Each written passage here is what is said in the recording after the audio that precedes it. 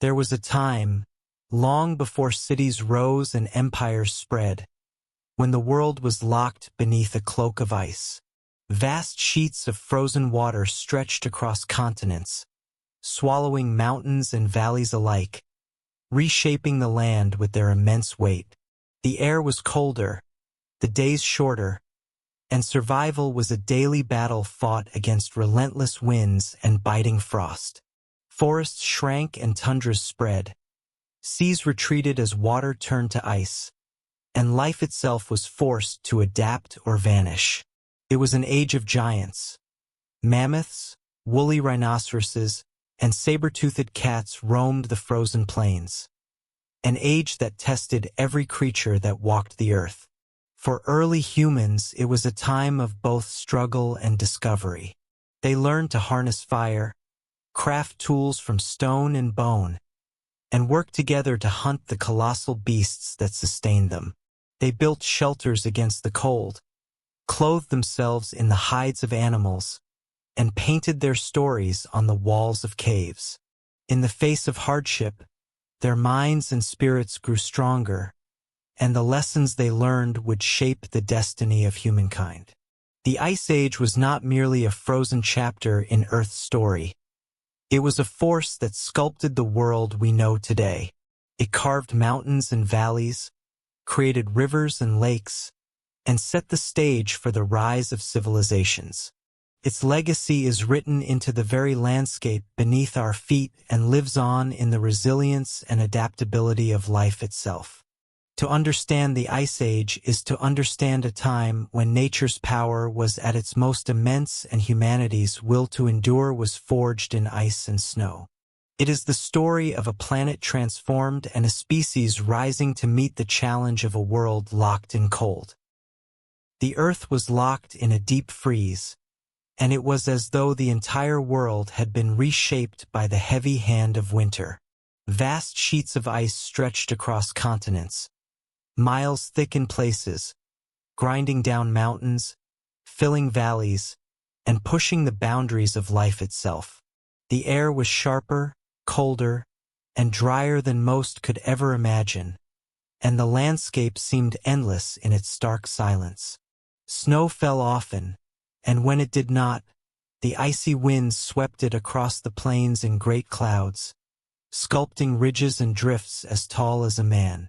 The sun rose and fell, but its warmth could not easily reach the frozen surface, for so much of the world's water was trapped in glaciers that the oceans themselves had retreated, pulling back to reveal new stretches of land that joined islands to continents. The Earth was smaller in one way and larger in another, and it was wrapped in a quiet that only ice could bring. Imagine walking across that world. The land beneath your feet was not always land but ice, moving slowly over centuries, carving the world like a sculptor's tool. Mountains crumbled under its relentless weight, and valleys deepened into sharp, cold corridors. Rivers flowed where they could, though many were frozen in long silence, locked under layers of crystal-clear sheets. Lakes grew beneath the glaciers as melting water pooled, hidden in secret chambers of cold darkness. The sky above was often pale, the clouds thick, and the wind biting. Yet even in this frozen wilderness, life found a way to persist. Forests shrank back, clinging to the edges of warmer lands, leaving the open plains exposed to the cold. Grasslands, though short and brittle, spread across the tundra, tough enough to feed the great herds that wandered the icy world. Mammoths, with their shaggy coats and curved tusks, roamed slowly across the frozen steppes, their footprints pressed into the snow, leaving trails that stretched for miles. Woolly rhinoceroses plodded nearby, their thick skin armored against the cold.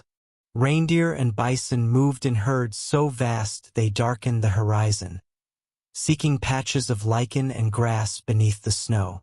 Predators followed in silence, watching, waiting. The saber-toothed cats, with their long fangs gleaming like ivory knives, stalked from the shadows. packs of dire wolves, larger and stronger than those that roam the earth today, trailed the herds with tireless hunger. Even bears, enormous and powerful, ruled their icy territories with unmatched strength. For these animals, the ice was not a curse but a stage upon which the drama of survival unfolded day after day. Humans were there too, though scattered and fragile against the immensity of the ice. They huddled together in small tribes, wrapped in furs stitched from the hides of the very beasts they hunted. The cold forced them to gather closely, to share fire, food, and warmth, for no one could endure alone. Their shelters were simple but clever, pits dug into frozen ground, tents made of animal hides, even huts built from the bones and tusks of mammoths, covered with thick skins to hold in the heat. Fires burned at the heart of every camp, their smoke curling into the icy air, a signal of life in a world that seemed so empty. To these early people, the ice was both a challenge and a teacher. It shaped the rhythm of their days and the limits of their journeys. They learned to move with the herds, following the animals that gave them meat for food, hides for warmth, and bones for tools. They learned to sharpen stone into blades, to craft spearheads that could pierce thick hides, and to set traps in the snow. Each hunt was dangerous, each journey uncertain, but the cold demanded courage, and courage became part of their inheritance. The world of ice was unforgiving. Storms swept across the plains, blinding travelers in whirls of snow that could swallow landmarks and erase paths in minutes. The air froze breath into mist and numbed fingers and toes until they burned with pain. Hunger was constant, and food scarce in the depths of winter, when the herds moved far away or when game grew weak and harder to find. Yet even then, humans found ways to endure, gathering roots and berries when the season allowed, storing dried meat and fat for the long months when the land gave little. Still, the ice was not everywhere. Beyond the frozen sheets lay regions of refuge, where forests survived and rivers still flowed. In these places, animals found shelter, and humans gathered, trading, sharing, and passing on stories. They told of the stars, which shone with an icy brilliance in the clear skies above the glaciers. They spoke of spirits of the animals they hunted, of the power of fire, and of the endless battle between life and death in the frozen world. Caves became their canvas, and on the stone walls deep within, they painted mammoths, bison, and horses, leaving behind the first great marks of human imagination. The earth itself groaned under the weight of the ice. With so much water locked away in glaciers, the seas fell, uncovering land bridges between continents. These hidden paths invited wanderers to cross into new worlds. Humans moved along them, spreading farther than they had before, seeking warmer lands, following herds, and discovering places untouched by ice. What had been barriers became highways, reshaping the destiny of people and animals alike. But the ice was not eternal. Even as it dominated the world, there were signs of change. Seasons shifted, and sometimes the summers grew longer, the glaciers pulling back ever so slightly before returning again. The Earth's heartbeat was slow, measured in thousands of years, and the Ice Age was but one chapter in a greater story. Yet for those who lived in it, for the animals and people who endured its endless winters, it was the only world they knew, a world defined by survival, struggle, and the bond between life and the land. To stand in that age would have been to feel the weight of silence and the sharpness of cold in every breath.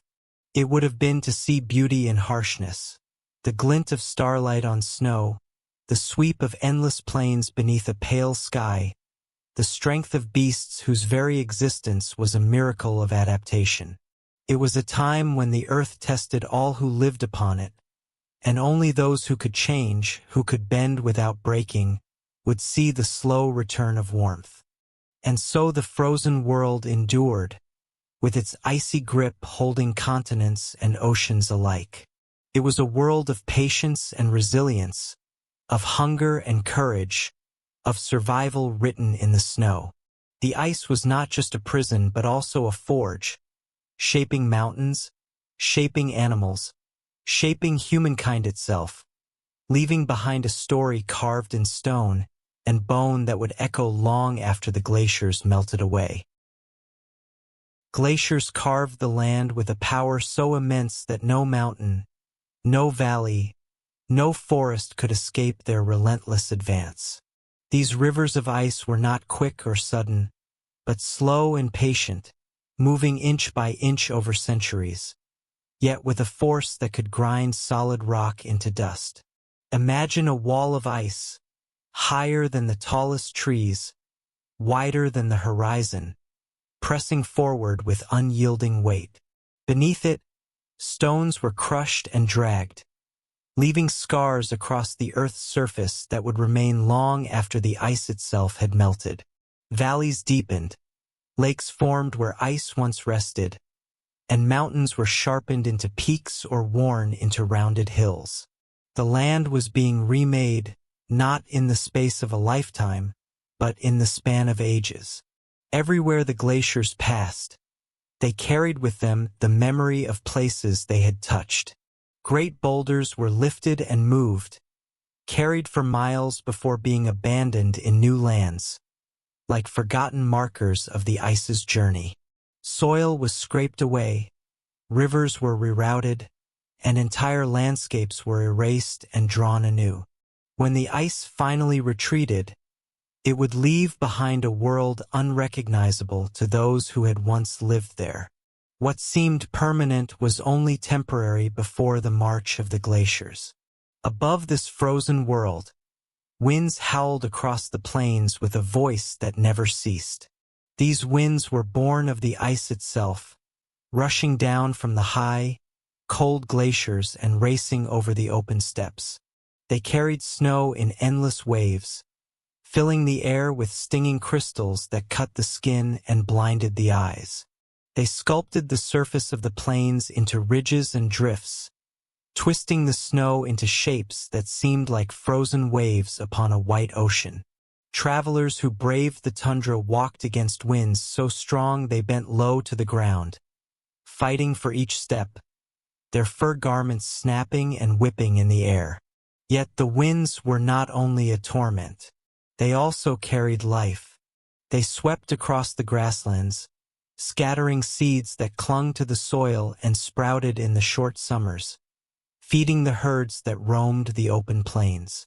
They spread the scent of prey to the sharp noses of wolves and cats, guiding predator to quarry in the vast distances of snow and ice. The winds were both enemy and ally, destroyer and sustainer, shaping the rhythm of life as surely as the glaciers shaped the land. The seas, too, felt the hand of the ice.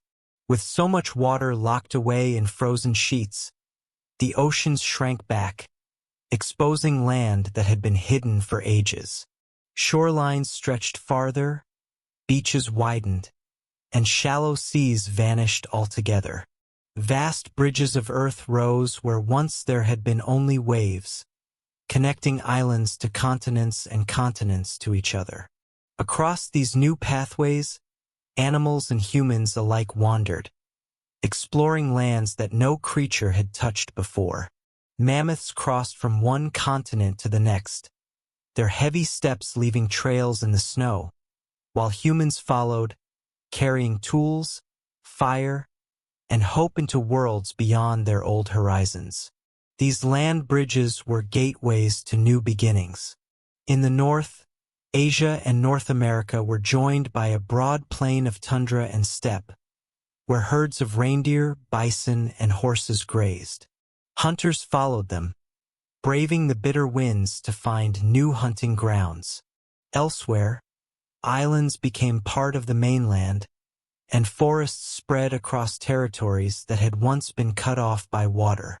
The world seemed larger and smaller at once, its borders redrawn by the retreat of the seas. But for the people who lived in this age, the changes were not measured in continents and oceans. They were measured in the closeness of the glaciers, the hunger of the winds, and the distance to the nearest herd of animals. To them, the ice was not a slow, patient force but a living presence, creeping forward into valleys where their ancestors once lived, swallowing hunting grounds beneath walls of cold.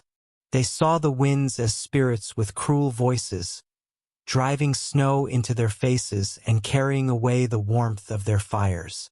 They saw the seas retreat and wondered at the new lands revealed, questioning whether they were gifts of the earth or traps meant to lead them astray. Still, life endured. The carving of the land, the howling of the winds, and the retreat of the seas were not endings but transformations. Valleys carved by glaciers became rivers that would one day feed forests. Plains swept bare by the winds became grasslands where animals thrived. The land bridges revealed by the sea's retreat allowed humans to spread farther than they had ever gone, carrying their knowledge, their courage, and their stories into every corner of the world. The Ice Age was not simply a time of suffering but a time of shaping. The scars left behind by glaciers became reminders of the Earth's great power. The winds that scoured the plains taught both animals and humans to adapt, to endure, to find strength in hardship. The seas that pulled back revealed the pathways of migration that would change the course of history. All of these forces, ice, wind, and water, worked together in a grand, slow dance, creating the world we know today. If you stood then upon a high ridge, with the glacier looming in the distance, the winds whipping at your face, and the horizon stretching endlessly before you, you would have felt the immensity of it all. You would have seen the earth alive in its own way, reshaping itself, relentless and vast. You would have known what it meant to live small in a world so large, to endure in a land where every breath was a reminder of cold, every step a reminder of struggle. And yet, you would also have felt wonder, the wonder of a planet in the making, of landscapes being born, of seas and skies shifting, of life finding its way against all odds.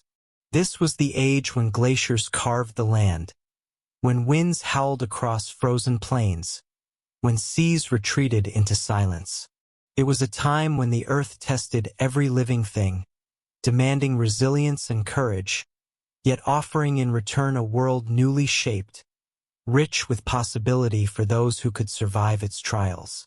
It was an age of ice, but also an age of beginnings. Across the wide tundra, where the land stretched for endless miles beneath pale skies, animals roamed in herds so vast that their movements seemed like the pulse of the earth itself. The ground trembled under their steps, snow crushed into hard-packed trails, grasses torn and pulled as they grazed. It was a world where life gathered in numbers, for the frozen landscape gave strength not to the solitary but to the many. Together, they moved like rivers of flesh and fur across the cold plains, searching always for food, for shelter, for survival in a land ruled by ice. Among the most powerful of these creatures were the mammoths, towering above men, with long shaggy coats and sweeping tusks that curved like ivory crescents. They were the giants of the age. Their thick fur shielded them from the cold, and beneath it, layers of fat kept out the bite of winter. They moved in family groups, led by wise matriarchs who remembered the paths across the tundra, the rivers to cross, the places where grass would grow even when snow lay thick. Young mammoths trotted close to their mothers, sheltered beneath their vast shadows, while older bulls sometimes roamed at the edges of the herds, watchful and strong. Their tusks could be used to sweep snow aside in search of hidden grasses, or to defend against predators bold enough to challenge them. Wherever the mammoths went, they left behind trails of churned earth and flattened snow, markers of their passing that stretched far into the distance. Beside them, though fewer in number, moved the woolly rhinoceroses, stocky and armored with thick skin, covered in hair to protect them against the cold. These beasts lowered their massive heads to scrape the frozen ground with horns that stretched as long as a man was tall.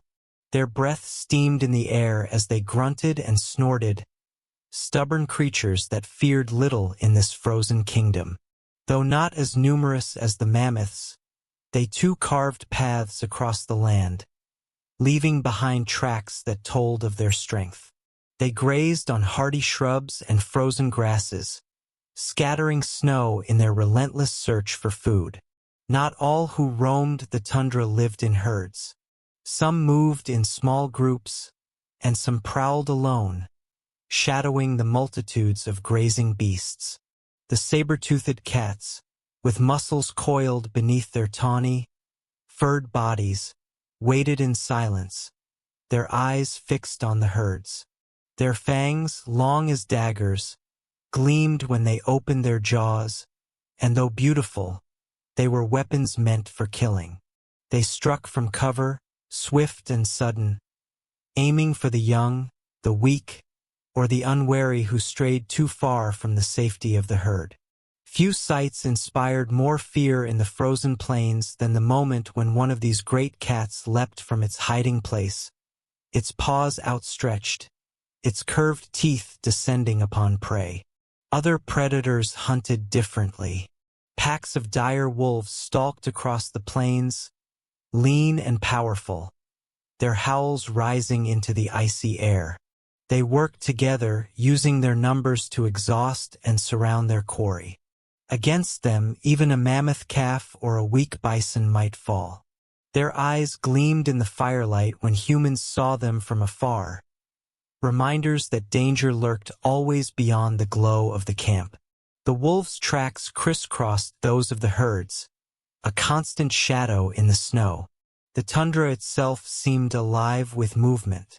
Reindeer drifted in herds across the plains, following the short-lived bursts of grass and lichen that grew when the snow retreated in summer.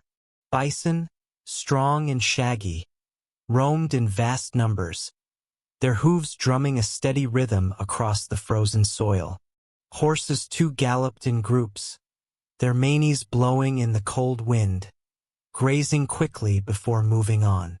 All of these animals were bound together in the endless cycle of migration, prey and predator moving as one great system of life across the frozen lands. For early humans, these herds were both a blessing and a challenge. They were sources of food, clothing, tools, and shelter, but they were also dangerous, for to hunt them required bravery, skill, and unity.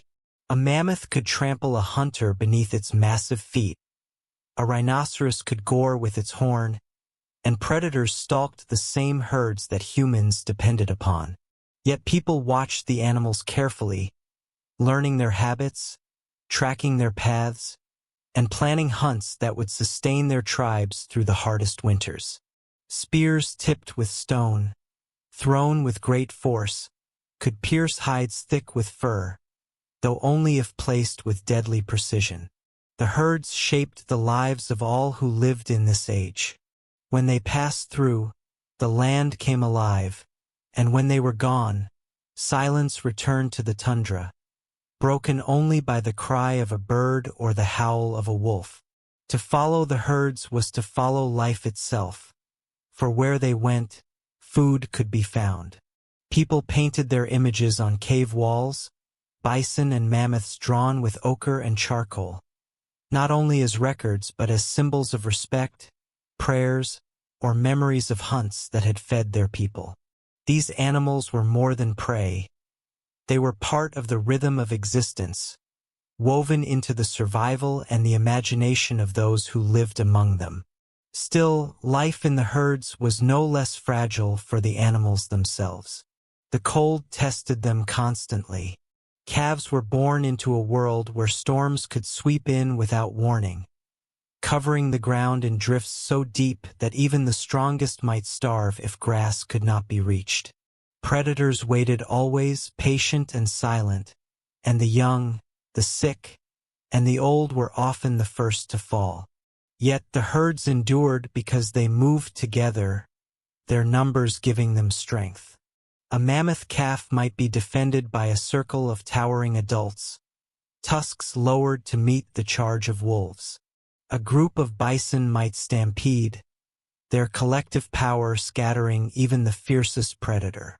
Survival belonged to those who stood not alone but side by side. From a distance, the sight of the herds must have been breathtaking. Waves of animals stretched across the horizon, their dark shapes against the white of snow, their breath rising in clouds, their calls echoing across the plains. To watch them move was to witness the earth's resilience, life pushing forward in defiance of the ice that sought to hold it still. They were the beating heart of the tundra, reminders that even in the harshest age, the world was never truly empty. Early humans stood small against the vastness of the Ice Age world, yet their will to survive burned fiercely, brighter than the fires they carried with them from camp to camp. The cold pressed in on every side, the winds howled across the plains, and the shadow of hunger was never far away. To live in such a time was to know struggle each day, for the frozen land offered little freely. Yet humans were not helpless wanderers upon the tundra. They had sharp eyes, clever hands, and restless minds. And with these gifts they began to carve out a place for themselves in the harsh dominion of ice. At first, their survival depended on what the land would grant them. Roots and berries, found during the brief warmth of summer, were gathered and stored, though such food could not last through the long winters. Small animals were caught with snares and traps made from twisted fibers and sharpened sticks. But it was the great beasts of the tundra that held the promise of life in abundance. A single mammoth, if brought down, could feed a tribe for weeks, clothe them in hides thick against the cold, and provide bones and tusks that could be shaped into shelters and tools. To hunt such giants was dangerous beyond measure, yet necessity drove humans to attempt it, and necessity taught them how it might be done. Stone was the first ally in this battle against hunger. Humans learned to chip flint and other hard rocks, striking them in just the right way so that sharp flakes broke free. With patience and skill, they shaped these flakes into blades and points, sharper than anything found in nature. A stone-tipped spear was no match for a mammoth's tusks in size, but in numbers and with careful aim, it became deadly. Over time, these tools grew more refined. Some were bound with sinew to wooden shafts, others set into bone handles. Hunters carried them across the plains, their edges glinting faintly in the weak sun. Bone and wood, too, were drawn into human craft. From the long bones of animals, people shaped needles to stitch hides into clothing that held back the wind. From wood, they carved shafts for spears and bows, bending them with fire and patience. Antlers became picks and scrapers, used to prepare hides or to carve into softer stone. Every part of the animal was used, nothing wasted, for waste meant weakness, and weakness meant death. In this way, humans not only survived but began to weave a bond with the creatures they hunted. Each kill was a triumph, each tool a reminder of the life taken and given. Hunting was never the act of one alone but the effort of many. A single spear thrown against a mammoth was little more than an annoyance, but a dozen spears, driven into its hide from all sides, could bring it crashing down. Tribes learned to work together, surrounding their prey, driving it toward traps dug in the frozen earth or toward cliffs where escape was impossible. Fires were sometimes used to guide animals into these traps, the smoke and flames driving even the most stubborn beast into panic. To hunt was to risk one's life, for a single misstep could end in trampling hooves or crushing horns, but to succeed was to ensure the life of the entire tribe. At night, when the winds roared outside their shelters, humans gathered around fires, warming themselves and sharing what food they had won. Flames flickered against fur-lined walls, casting shadows that danced like spirits across the hides. In those moments, survival became more than endurance, it became community. They spoke to one another in words still new, forming languages shaped by necessity, by warning calls on the hunt, by stories told in whispers to keep children calm. Their voices rose over the crackle of fire, weaving tales of animals, of hunts, of ancestors and gods. These stories bound them together as surely as the fire kept them warm. Fire itself was a weapon and a shield. It kept predators at bay, for saber-toothed cats and wolves lingered near camps, their glowing eyes watching from the darkness. Cooked meat, making it safer to eat and easier to chew. It hardened wooden spear tips, giving them strength. It gave light in the endless nights of winter, when the sun seemed too weak to rise. To keep fire alive was as important as keeping breath in the lungs, and so it was guarded carefully, passed from one place to another, sparked anew when it died, worshipped as a force both feared and trusted. Life was not without loss. Many hunts failed, leaving tribes weakened with hunger. Sometimes storms swept across the land and buried food stores in drifts of snow, or scattered hunters in blinding white. Children and elders, weaker against the cold, were often the first to perish when times grew lean. Yet even in the face of these hardships, humans endured. Their strength lay not in size, nor in fangs, nor in thick hides, but in their minds and their unity. They could plan, imagine, and remember, and those abilities made them more dangerous than any predator. Over generations, their skills deepened. They learned to shape spear throwers that hurled weapons farther and faster. They discovered caves that sheltered them from the winds, and in those caves, they painted images of the world outside. Mammoths, bison, horses, wolves. These were not mere decorations but symbols of connection. Perhaps prayers for successful hunts, perhaps memories carved in color to honor the animals that gave them life. Each painted wall was both a record and a dream, proof that even in a world of survival, humans sought meaning. The land itself bore the mark of their struggle. Paths were worn by their feet and the feet of the herds they followed. Camps rose and fell, leaving behind fragments of tools, shards of bone, and the blackened stones of old fires. Over time, their spread carried them farther, across the land bridges revealed by the retreat of the seas, into new territories where different beasts roamed.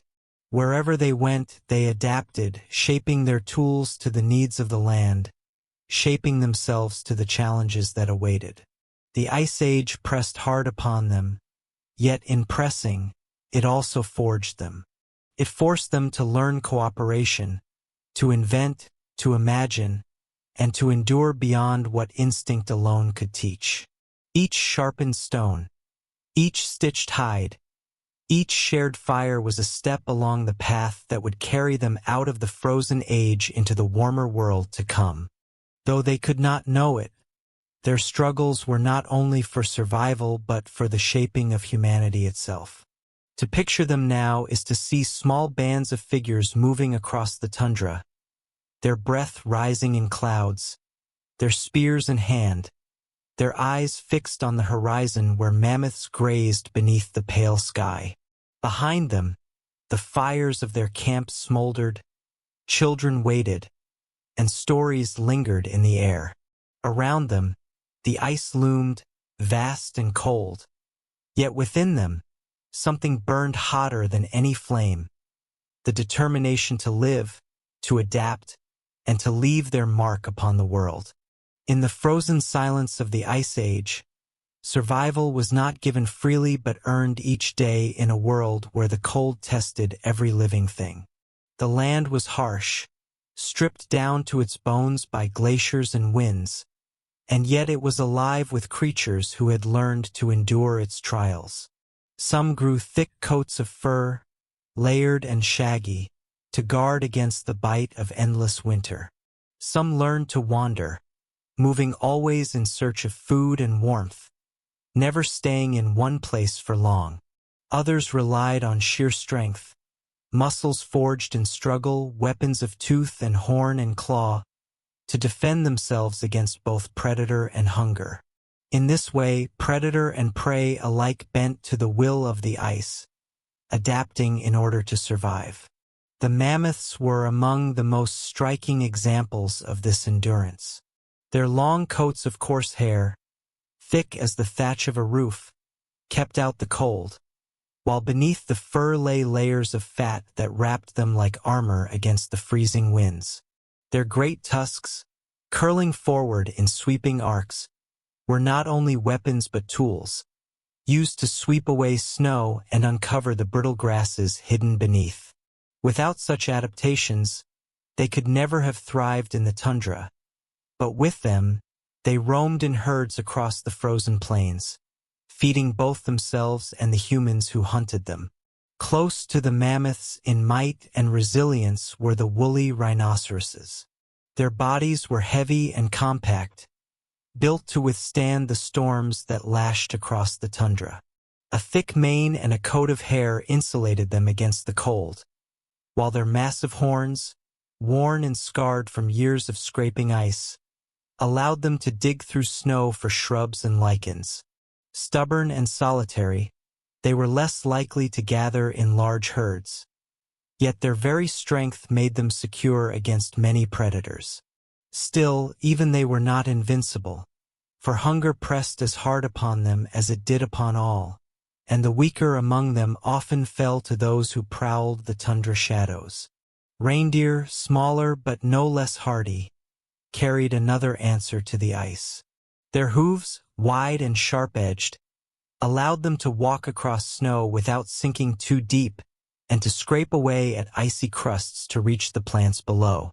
In the short, bright summers, they migrated in vast herds, following the greening of the land as it thawed. When the cold deepened, they turned south again, a ceaseless rhythm of movement that carried them through the leanest seasons.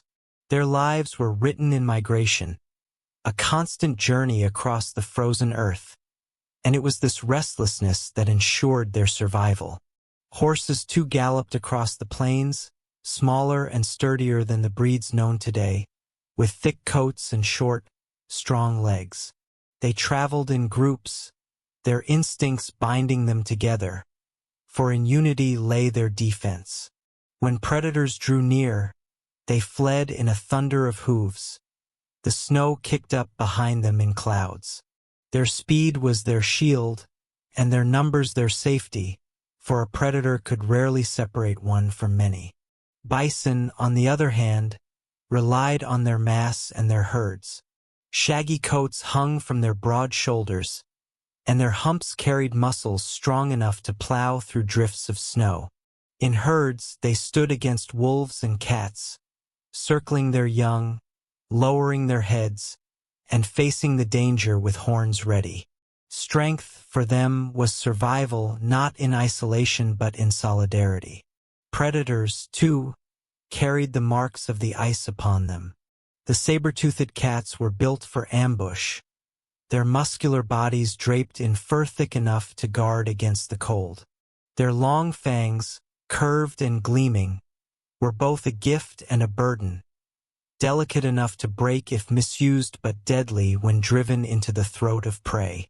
They relied on patience, waiting in silence until the moment to strike, conserving their strength in a land where every hunt carried risk. Their paws left trails in the snow, silent warnings to those who shared the tundra that danger was never far away. Dire wolves roamed in packs, their endurance their greatest adaptation. Larger and stronger than the wolves of today, with jaws capable of crushing bone, they were relentless hunters. Their strength lay not in a single strike but in numbers, in teamwork that allowed them to chase prey until it faltered. Together, they could bring down animals far larger than themselves, their howls rising over the plains as signals of unity. In the harshness of the Ice Age, they had learned that survival was not won alone but in the loyalty of the pack. Even the great bears, lords of the frozen world, bore signs of adaptation. Some grew massive, their bodies layered with fat to endure months of scarcity, while others learned to scavenge, taking what they could from kills left by wolves or humans. Their claws tore through ice and snow in search of roots or sleeping animals, and their strength gave them dominion over all but the most determined hunters. The smaller creatures, too, found ways to endure. Hares grew white coats in winter, blending into snow to escape the eyes of predators. Foxes padded lightly across the ice, clever enough to scavenge from the kills of larger beasts and quick enough to snatch small prey from beneath the snow. Birds followed the rhythms of the seasons, some flying south, others staying to forage, their feathers thickened against the cold. Every living thing bore the mark of adaptation, for those that could not change simply did not survive. Humans, though fragile in body compared to the beasts around them, carried perhaps the greatest adaptation of all, the ability to shape their world with thought. They learned to clothe themselves in the thick furs of the animals they hunted, to fashion tools from stone, bone, and wood, to work together in pursuit of prey that outweighed them 100 times. Their migration was not bound only to the seasons but to curiosity and necessity, leading them across land bridges into new continents, across rivers, through forests, always seeking food, always seeking survival. Like the reindeer, they were wanderers. Like the wolves, they thrived in cooperation. Like the mammoths, they used strength, though theirs was not of tusks and muscle but of mind and invention. The Ice Age demanded these changes, pressing every creature into new forms, stripping away the weak, favoring those who could endure. Thick fur, migration, strength. These were the keys, and all who lacked them vanished into the long silence of extinction. Yet in that silence, those who endured wrote a story of resilience. They filled the frozen tundra with the sound of hooves, the crash of horns, the growl of predators, the shouts of hunters. They proved that even in the harshest age, life was stronger than the cold. To walk among them would have been to see a world alive with adaptation, each creature a marvel of survival. The mammoth sweeping snow with its tusks, the reindeer scraping ice with its hooves, the wolves circling prey with patient eyes, the humans lifting their spears together in unison. All were bound to the same law: change or perish. And so, in the shadow of the glaciers, the frozen earth became not only a place of struggle but a forge, shaping life into forms capable of enduring the frost, carrying forward into ages yet to come. The Ice Age was not only a time of cold and endurance. It was a time of storms, hunger, and desperate chance. Across the vast white plains, winds swept with a power that could strip skin from bone, carrying ice and snow in blinding sheets. These storms were not brief tempests but days-long assaults, swallowing the horizon and leaving the land buried beneath drifts higher than a man. The sky darkened, the air thick with frost that stung the lungs, and the world shrank to a few steps of visibility. To be caught unprepared in such a storm was often to perish, for there was no warmth in the open, no mercy in the wind. The Ice Age did not forgive. The herds of animals, which had once roamed with a measure of freedom, often scattered or perished when the storms descended. Reindeer clustered together, backs turned against the wind, their bodies shielding the weaker from the worst of the cold. Mammoths huddled in circles, calves in the center, as snow crusted over their shaggy coats. Horses, smaller and lighter, tried to push onward, seeking any ground where grass might be uncovered. For the predators, too, storms brought hardship.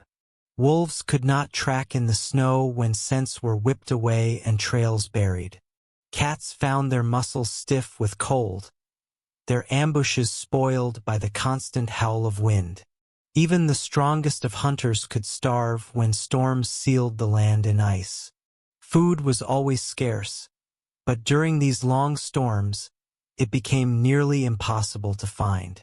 The grasses and lichens, already sparse, disappeared beneath hard crusts of snow. Roots and shrubs were hidden deep, unreachable even by the determined digging of horn or hoof. Rivers froze solid, denying water to those who depended on them, and the fish that lurked beneath were far beyond reach. Each mouthful of nourishment became a prize, and each prize was contested by beasts desperate to live. Hunger drove animals further and further in their wanderings, and in their wake followed the predators who depended on them. It was a chain of desperation, stretching across the frozen earth. For humans, the storms and hunger tested them more than any other challenge. Their fires, precious sources of warmth and light, could be extinguished by the smallest gap in shelter. They learned to build windbreaks of stone and bone, covered with hides to keep out the drafts. Yet even with such precautions, the cold found its way inside, creeping into fingers and toes, numbing limbs until they no longer obeyed. Food stores dwindled quickly when storms made hunting impossible, and families huddled together, silent except for the sound of gnawing on the scraps of dried meat they had saved. Sometimes, survival meant waiting, days of patience, hunger gnawing at the belly, until the storm passed and the plains lay open again. But waiting was dangerous, for hunger did not wait. And so, when the storms eased, hunters stepped into the snow with determination, their breath steaming in the bitter air. They carried stone-tipped spears, bows strung with sinew, clubs hardened by fire. They sought the tracks of mammoths or bison, following faint signs across a land wiped clean by the storm. Each hunt was uncertain. Sometimes they returned with nothing, their steps heavy, shoulders slumped, children waiting in vain for food. Other times fortune granted them a beast brought down, and then there was feasting, fire, and strength renewed. Survival in this age was built not only on skill but on chance, on being in the right place when prey wandered near, on finding shelter before the storm struck, on snatching life from the jaws of cold and hunger. Animals too lived at the mercy of chance. A mammoth might uncover enough grass to feed its herd, while another wandered into a region scoured bare by wind and found nothing. A wolf pack might stumble upon a weakened reindeer and feast, while another starved when prey stayed just beyond their range. The saber-toothed cat, waiting patiently in snowdrifts for hours, might strike true and find its fangs sunk deep, or it might miss and find its strength wasted. Chance decided who thrived and who perished, and it was a cruel master. The storms reshaped the land itself. Snow-buried valleys, carved dunes of ice that shifted like desert sands. Rivers swelled in spring thaws, then froze in silence once more. Ice cracked and groaned as glaciers pressed forward, grinding stone beneath them. These changes created new paths and new dangers, forcing humans and animals alike to adapt with each season. The land was never still, and those who lived upon it learned never to trust in permanence. When food grew scarce, creatures turned on one another. Wolves scavenged from the kills of cats, risking battles over frozen carcasses. Bears tore open dens for hidden prey, or raided human camps when desperation outweighed fear. Even humans scavenged what they could from predators' leavings, breaking bones for marrow, scraping hides for sinew, leaving nothing to waste. Survival meant using everything: meat, hide, bone, fat, even the tendons of beasts. Waste was death, and those who squandered did not last long. Yet amid the harshness, there was also resilience. Herds learned to move in rhythm with the land, traveling south when the cold deepened, north when the short summers brought green to the plains. Humans studied these migrations and followed, their own survival bound to the movement of prey. They carried with them knowledge: how to build fire, how to shape tools, how to endure hunger and fear. This knowledge, passed from one generation to the next, became their greatest weapon against chance, though even it could not always spare them. For in the end, life in the Ice Age was a gamble. Storms swept away certainty, hunger stole strength, predators stalked the weak. Every creature lived balanced on the edge of survival, each day won only through adaptation, endurance, and luck. The mammoth, scraping snow from the ground, did not know if grass lay beneath. The wolf, following a trail across the frozen earth, did not know if it led to food or emptiness. The human, lifting his spear in the shadow of a bison, did not know if he would strike true or fall beneath trampling hooves. And yet they endured. Through storm and scarcity, they pushed forward, driven by the simplest and most powerful instinct of all: to live. The Ice Age tested them, broke many of them, but those who survived carried strength unmatched. In the howl of the wind, in the hunger of their bellies, in the chance encounters that meant life or death, they carved a story of resilience upon the frozen earth. It was a story not of ease, but of endurance. And from that endurance would rise the life that would follow when the ice at last began to retreat. The Ice Age was never still, even though the world seemed locked beneath endless frost. Beneath the frozen crust of the earth, the planet stirred with a restless energy that could not be contained. Volcanoes rumbled in distant ranges, their fire pushing upward against the weight of snow and ice. From their mouths poured ash and smoke that darkened the skies, spreading veils of shadow over plains already dimmed by winter. The eruptions were sudden, violent reminders that the world was alive, its heart still burning, its power still shaping everything that lived upon its back. When a volcano split the sky, the effects were felt far beyond the slopes of its mountain. Ash fell like gray snow across the tundra, settling on the coats of animals, mixing with the drifts, tainting rivers and ponds. For days or even weeks, the sun was dimmed, its warmth blocked by the clouds of soot. Plants that clung to survival beneath the snow found themselves smothered, unable to reach what little light they had relied upon. Herds, already hungry, found less to graze, and predators soon felt the emptiness that followed. Even humans, who had learned to make fire and clothe themselves in fur, could not escape the reach of the volcano's breath. They choked on the ash that drifted into their camps, their eyes stung by its fine grit, their food supplies spoiled by its dust. Yet in time, the ash could also give back. Mixed into the soil, carried by the wind, it enriched the land, feeding plants when the seasons turned. Valleys buried in soot became fertile ground when the ice loosened its grip, and new growth spread across the plains. In this way, the volcano was both destroyer and giver, taking life in its fury but planting seeds for the future in its ashes. Such duality defined much of the Ice Age, a balance of destruction and renewal that shaped the fragile lives of those who endured. The weather itself was no less fickle. The great sheets of ice that lay across continents held power over wind and storm. As they advanced, the air cooled, and as they retreated, climates shifted once more. These movements were slow when measured in the turning of seasons, but immense when seen over generations. Lands once open to herds could vanish beneath walls of ice, forcing animals and humans to seek new paths. Other lands, once frozen, thawed and grew wild with grass, luring the hungry to return. Life had to bend and change with each shift, adapting to new rhythms carved by the earth itself.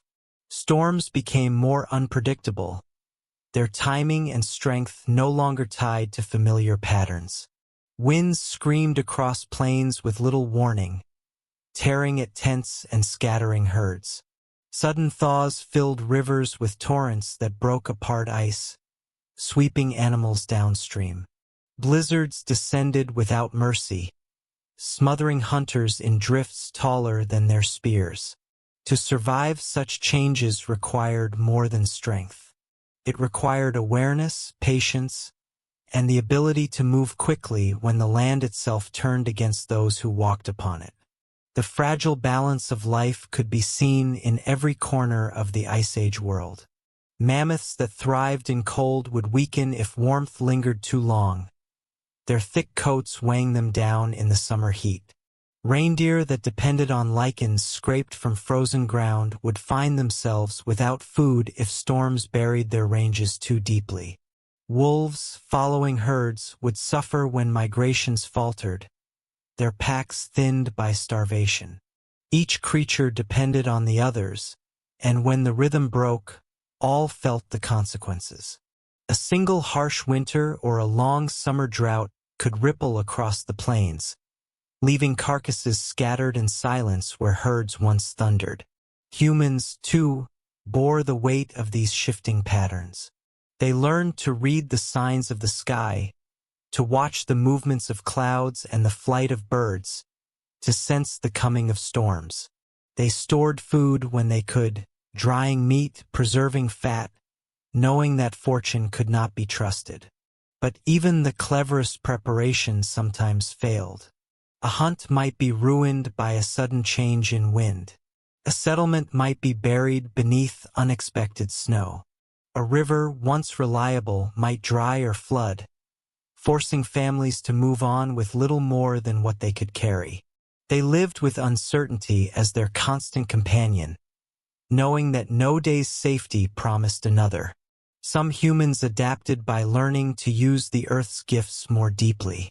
They discovered caves carved by volcanic rock, warm even in the coldest winters, and made them homes. They used obsidian, born from fire, to craft sharper blades than stone alone could provide. They painted the walls of their shelters with images of the animals they depended upon, perhaps to honor them, perhaps to make sense of the fragile ties between survival and loss. In their art and tools, one can see the beginnings of a deeper understanding, that the earth itself was both ally and enemy, and that to live, one had to respect its shifting moods. Volcanoes and weather worked together in ways invisible to those who endured them but unmistakable in their effects. An eruption in one part of the world could dim skies far away, chilling lands that had once been warm. Shifts in wind could drive storms into regions unprepared for them, scattering herds and leaving hunters bewildered. The balance was delicate, and every change demanded a response. Those who could not adjust, beast or human, were swept aside by the turning of seasons, their bones left behind as quiet reminders of the struggle. Yet life endured, clinging stubbornly to the edges of possibility. The mammoth scraped through snow for hidden grass. The reindeer trudged on in endless migration. The wolves howled to gather their packs, and the humans pressed forward with fire in hand. Volcanoes might roar, storms might howl, but the will to live was louder still.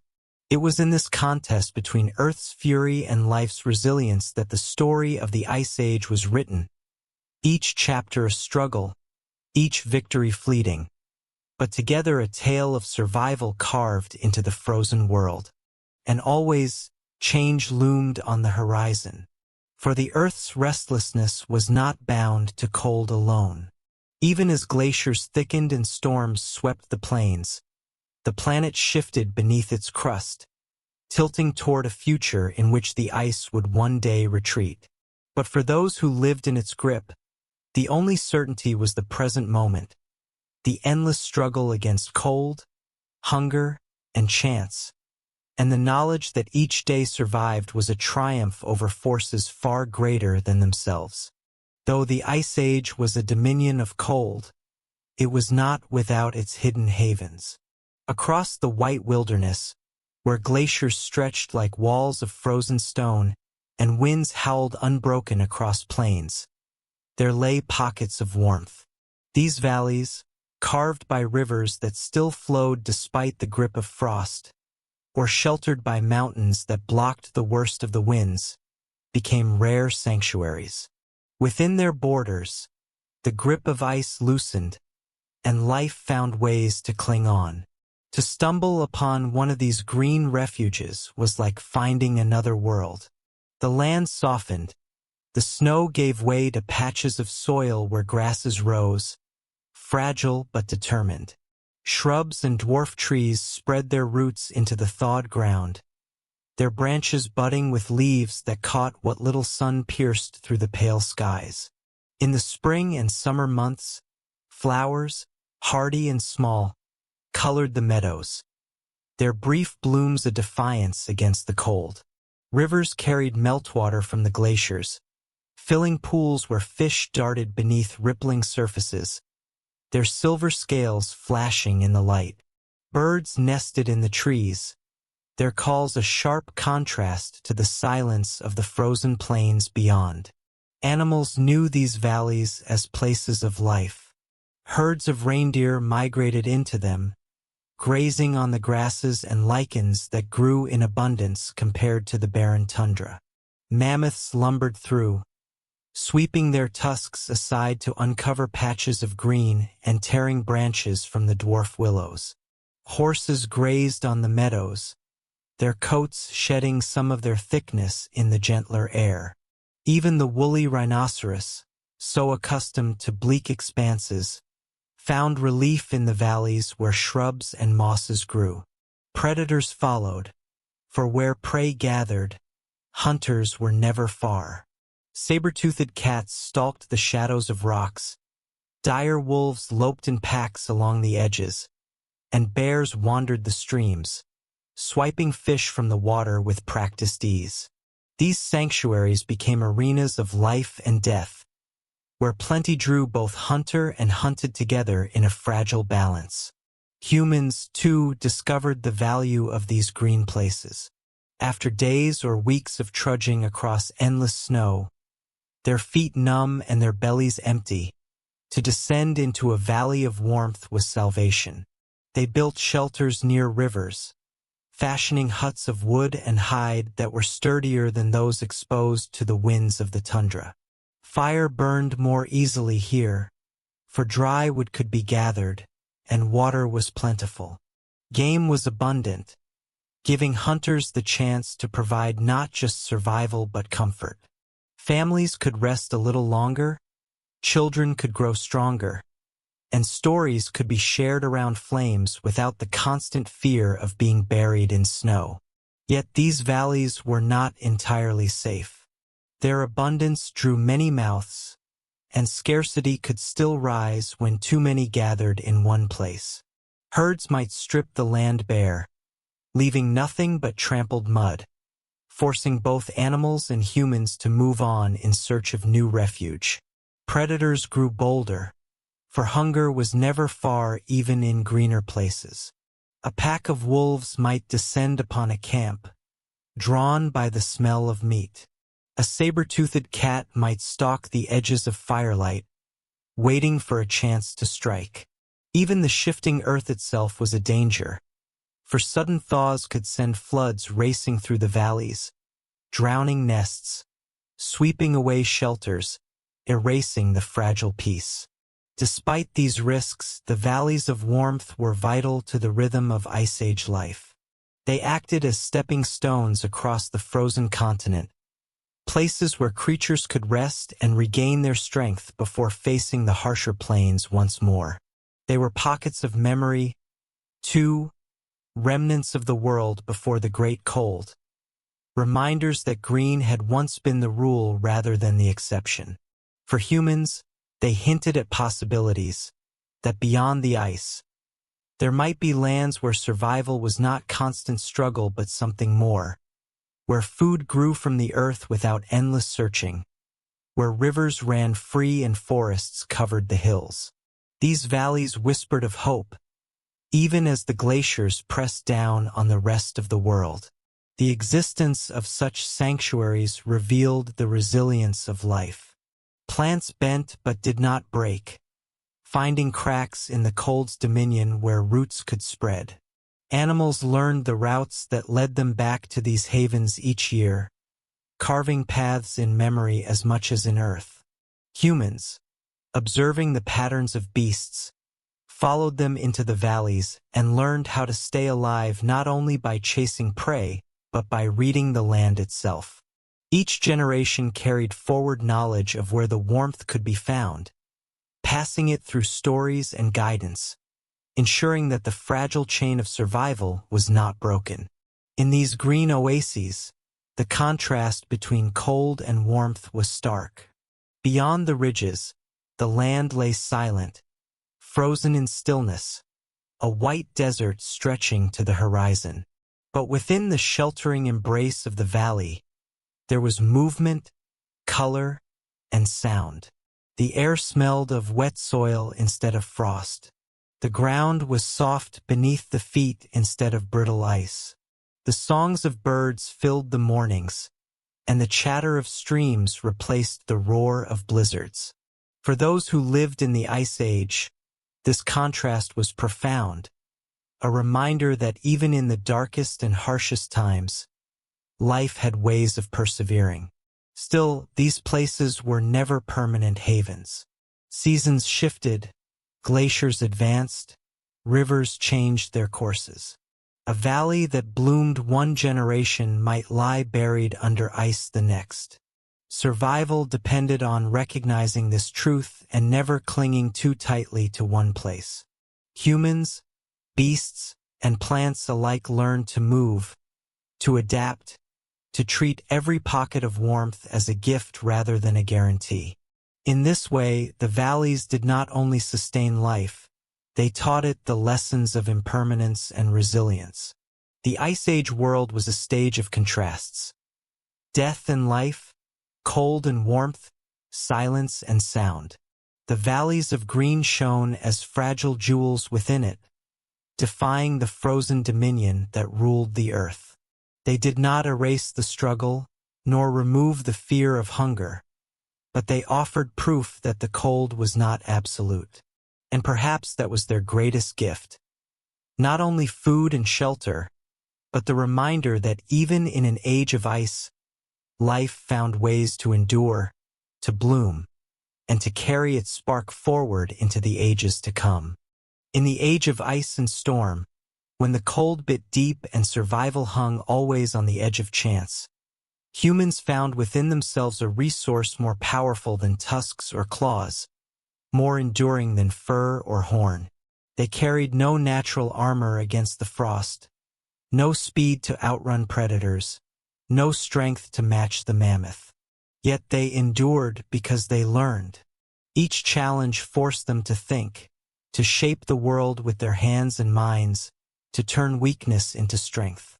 Out of necessity was born ingenuity, and with ingenuity came tools, clothing, shelters, and strategies that allowed them not only to survive but to carve a place for themselves in a land ruled by beasts and glaciers. Clothing was among the earliest triumphs of their inventiveness. The cold could kill a man within hours if his skin lay bare to the winds. But animals that humans hunted carried within their hides the secret to warmth. With stone blades chipped sharp enough to slice through thick fur, hunters and their families stripped skins from reindeer, horses, and bison.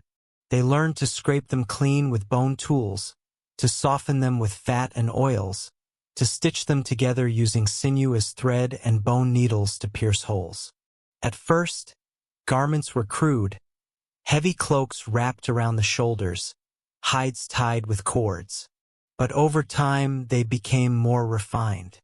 Hooded coats, leggings, boots lined with fur. All were crafted with purpose, designed to seal warmth close to the body. With every new generation, skill passed forward, until humans were clothed not in rags but in carefully tailored protection, as effective as the thickest coat of fur that nature had given their prey. Shelter, too, grew from this spark of creativity. Caves offered safety, but caves were not always where humans needed them.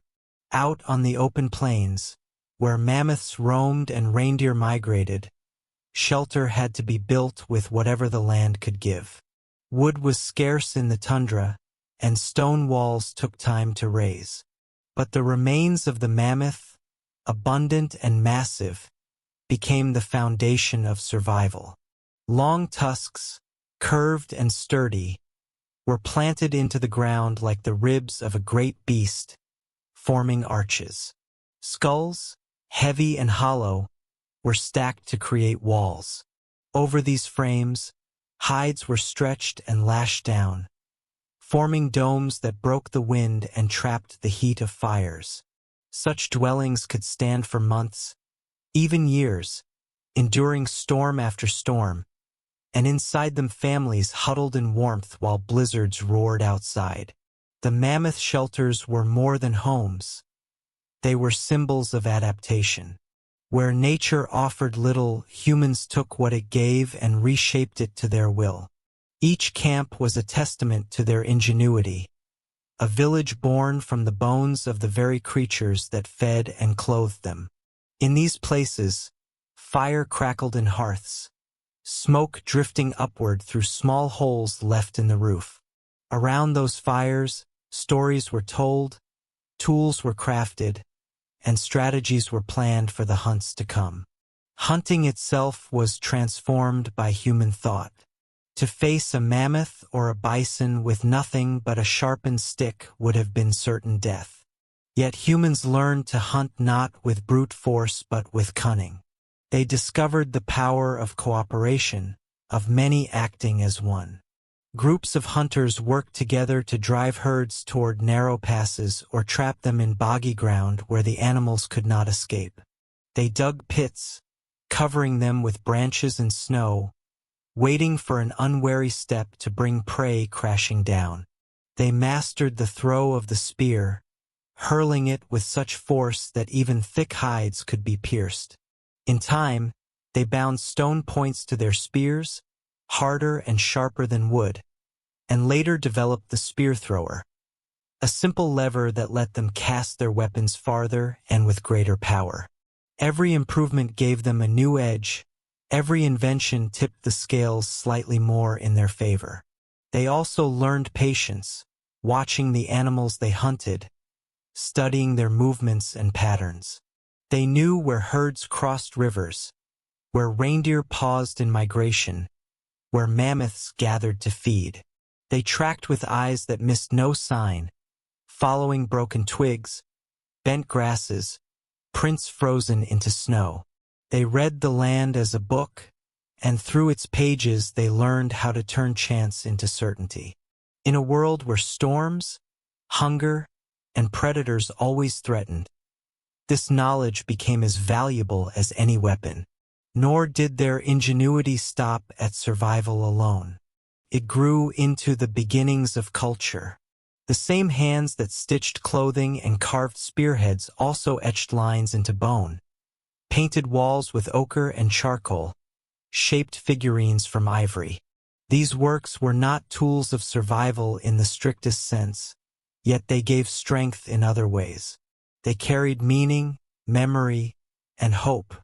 The painted mammoth on a cave wall was more than an image. It was a reminder of the hunt, a prayer for the future, a mark that humans were more than prey scurrying under the shadow of ice. The combination of practical skill and creative thought allowed humans to spread beyond where instinct alone would have carried them. They crossed frozen rivers into new lands, carried fire across plains, brought their tools into forests, deserts, and mountains. Everywhere they went, they reshaped themselves and their surroundings, adapting faster and more flexibly than any beast of claw or fur. Where predators relied on fangs and speed, humans relied on wit. Where prey depended on thick coats and herds, humans depended on community, craft, and invention. Still, none of this erased the constant struggle. Clothing could be torn, shelters crushed by storms, hunts could fail. Many lives were lost in the cold, to hunger, to beasts stronger than men. But each loss was remembered, each hardship taught a lesson, and with every generation humans became better equipped to face the Ice Age. They endured not because they were the strongest, but because they were the most adaptable, the ones who could imagine a different way to face the world and then bring it into being. In this way, human ingenuity became their greatest survival trait. Hides became garments, bones became homes, stones became weapons. Cooperation became strategy, memory became knowledge, imagination became power. Out of the silence of frost and the roar of storm, they forged a path that no other creature could walk. And though they were few, scattered across a vast and hostile world, their ideas spread like sparks, carrying warmth through the darkness of the age.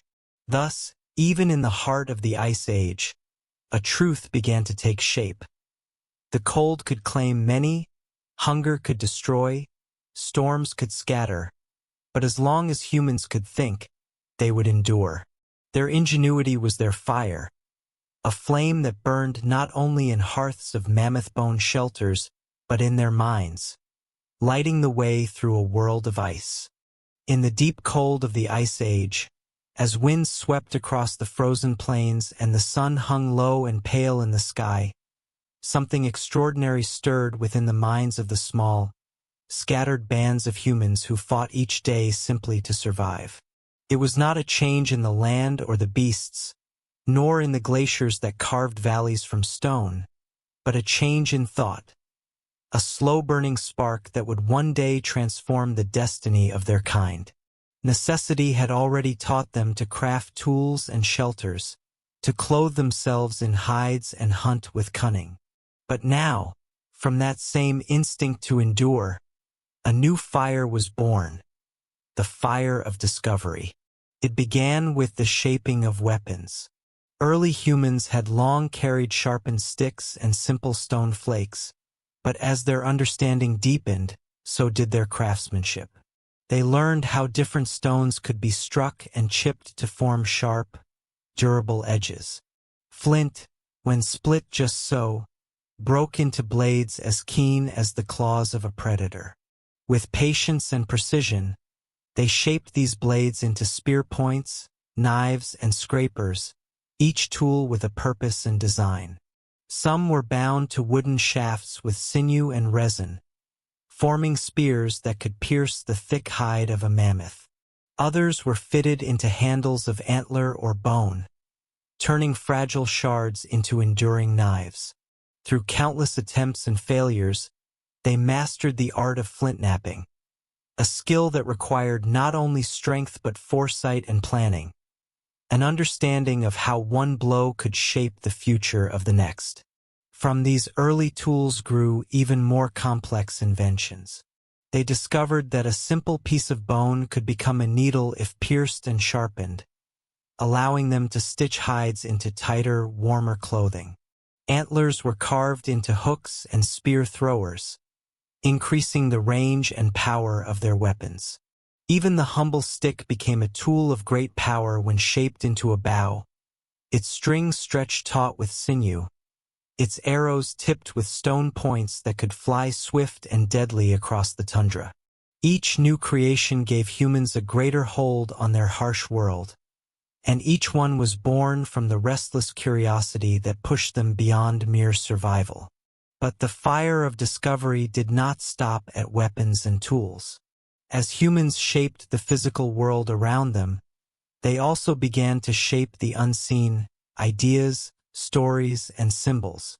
Deep within the shelter of caves, where fires flickered against stone walls and the howling winds could not reach, they left behind marks that spoke of something greater than hunger or fear. With ochre and charcoal, they painted the creatures that shared their world.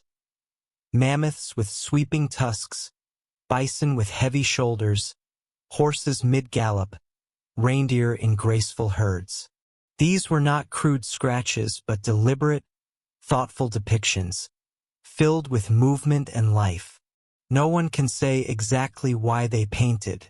Perhaps it was to honor the animals that sustained them, a form of gratitude or reverence. Perhaps it was a way to teach, to pass knowledge of the hunt from one generation to the next. Or perhaps it was simply an expression of wonder, a need to capture the beauty and power they saw in the living world around them. Whatever the reason, these paintings marked a turning point. They showed that humans were not only reacting to the world, they were beginning to reflect upon it, to interpret and reimagine it. The walls of caves became more than shelters. They became galleries of thought. Alongside the animals appeared handprints, some pressed in red ochre, others outlined in shadow. These were signatures, declarations of presence. Proof that I was here, in a time when most traces of a life vanished with the snow. Carvings, too, appeared. Figures etched into bone or stone, small statues of humans and beasts, symbols whose meanings are now lost to time. These creations, simple though they may seem, were the first stirrings of art, and with them came the first glimpses of imagination that would one day shape myths, religions, and civilizations. As humans painted and carved, they also found new ways to connect with one another. The need to hunt together, to plan and share knowledge, had long required communication, but now their words grew richer, more complex. Shared language began to emerge, not just as grunts and gestures but as sounds with meaning. Names for animals and tools, signals for danger, commands for the hunt.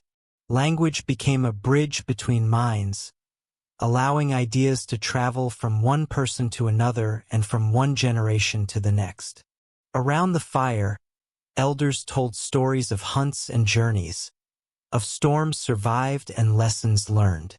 Through words, they passed down the memory of the past and the wisdom of experience, binding their people together with more than blood. This new language transformed every part of life. Hunters could plan more intricate strategies, coordinating their movements to drive prey into traps. Gatherers could share knowledge of which roots were safe to eat and where they grew. Parents could teach children not only what to do but why. And in the quiet moments after the day's struggles, words gave shape to dreams and fears, turning raw feeling into thought. Fire itself, once a wild and dangerous force, became another tool of discovery.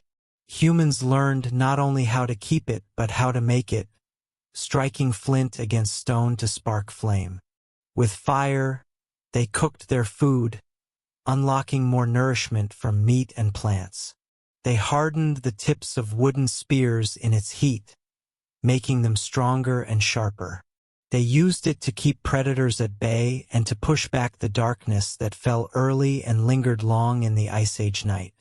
Fire became more than warmth. It became a symbol of mastery, of the human ability to harness nature's power rather than fear it.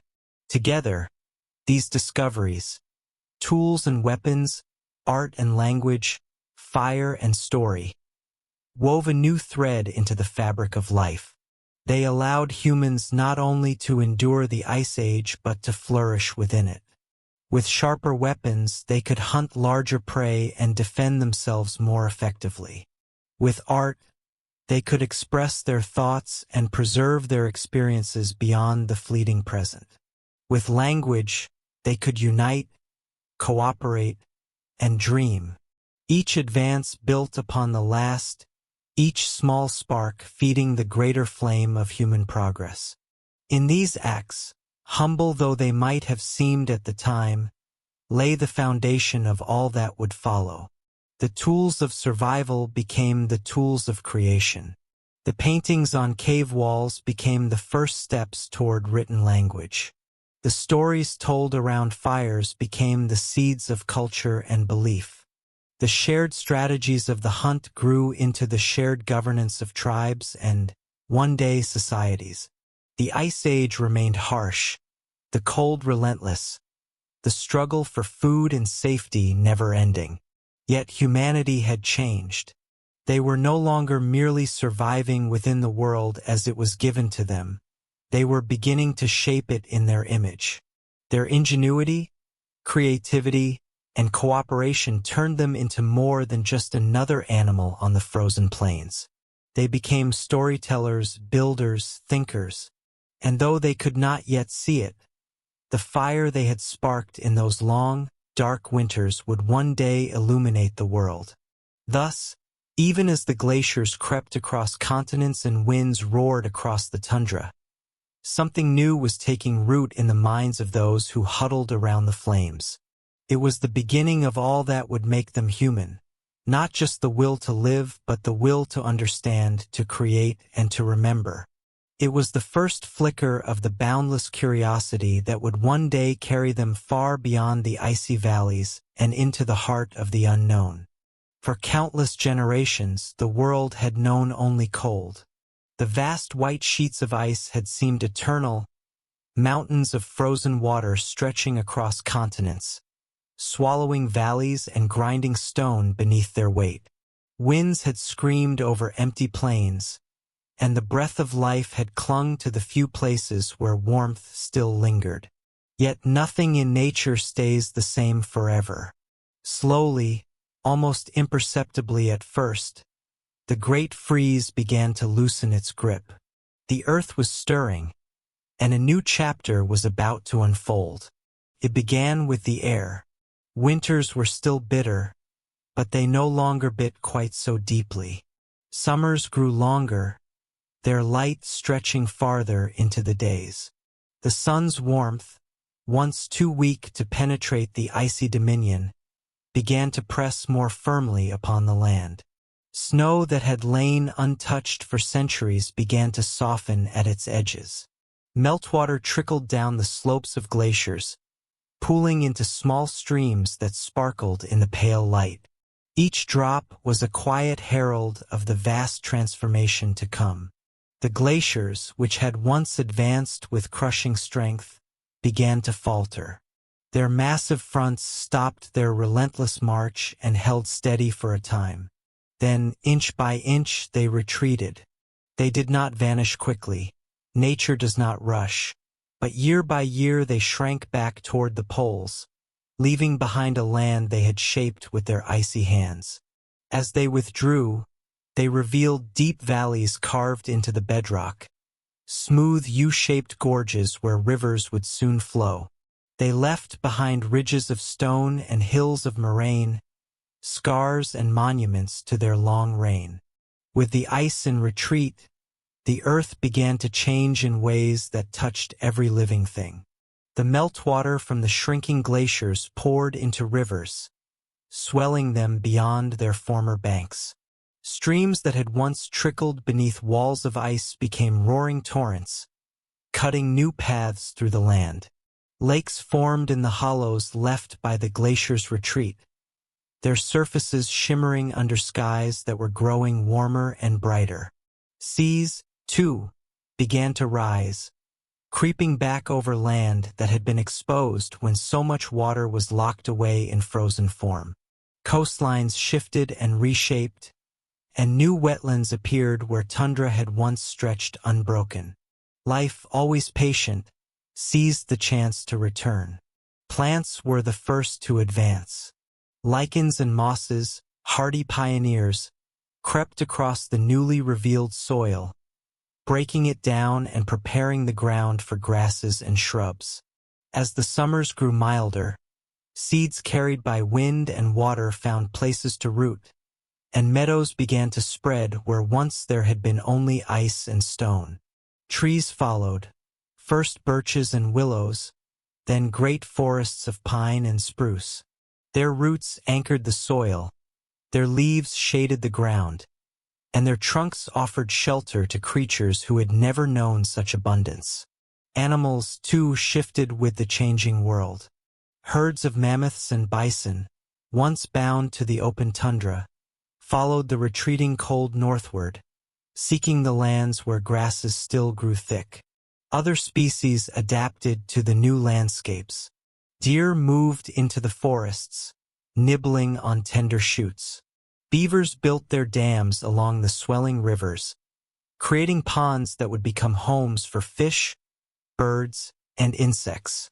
Birds that had once fled the harsh winters returned to nest in the greening valleys, their songs echoing where once only the wind had howled. New creatures spread into the warming world as well.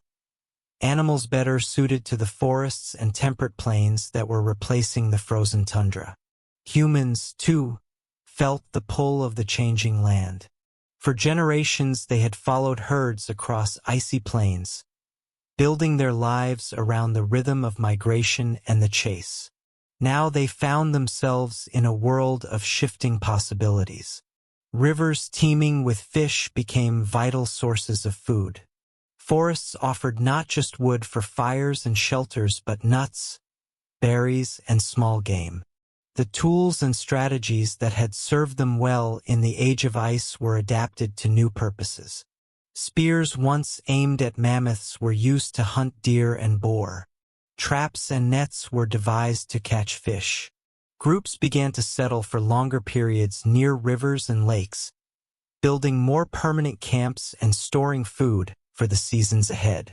As the land softened and the seasons grew more forgiving, human life slowly began to change. The need to wander endlessly after herds eased.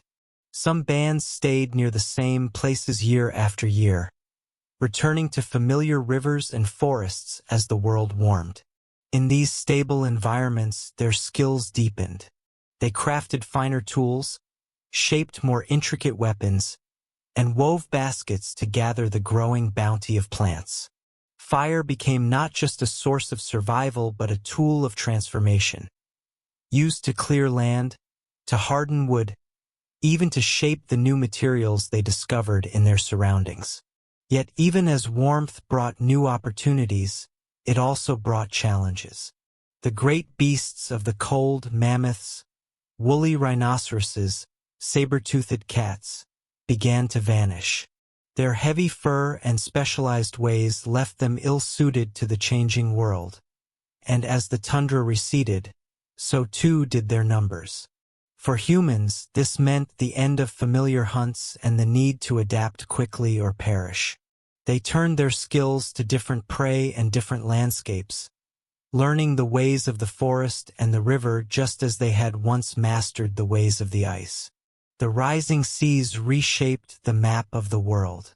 Land bridges that had connected continents were swallowed by water, isolating groups of humans and animals from one another.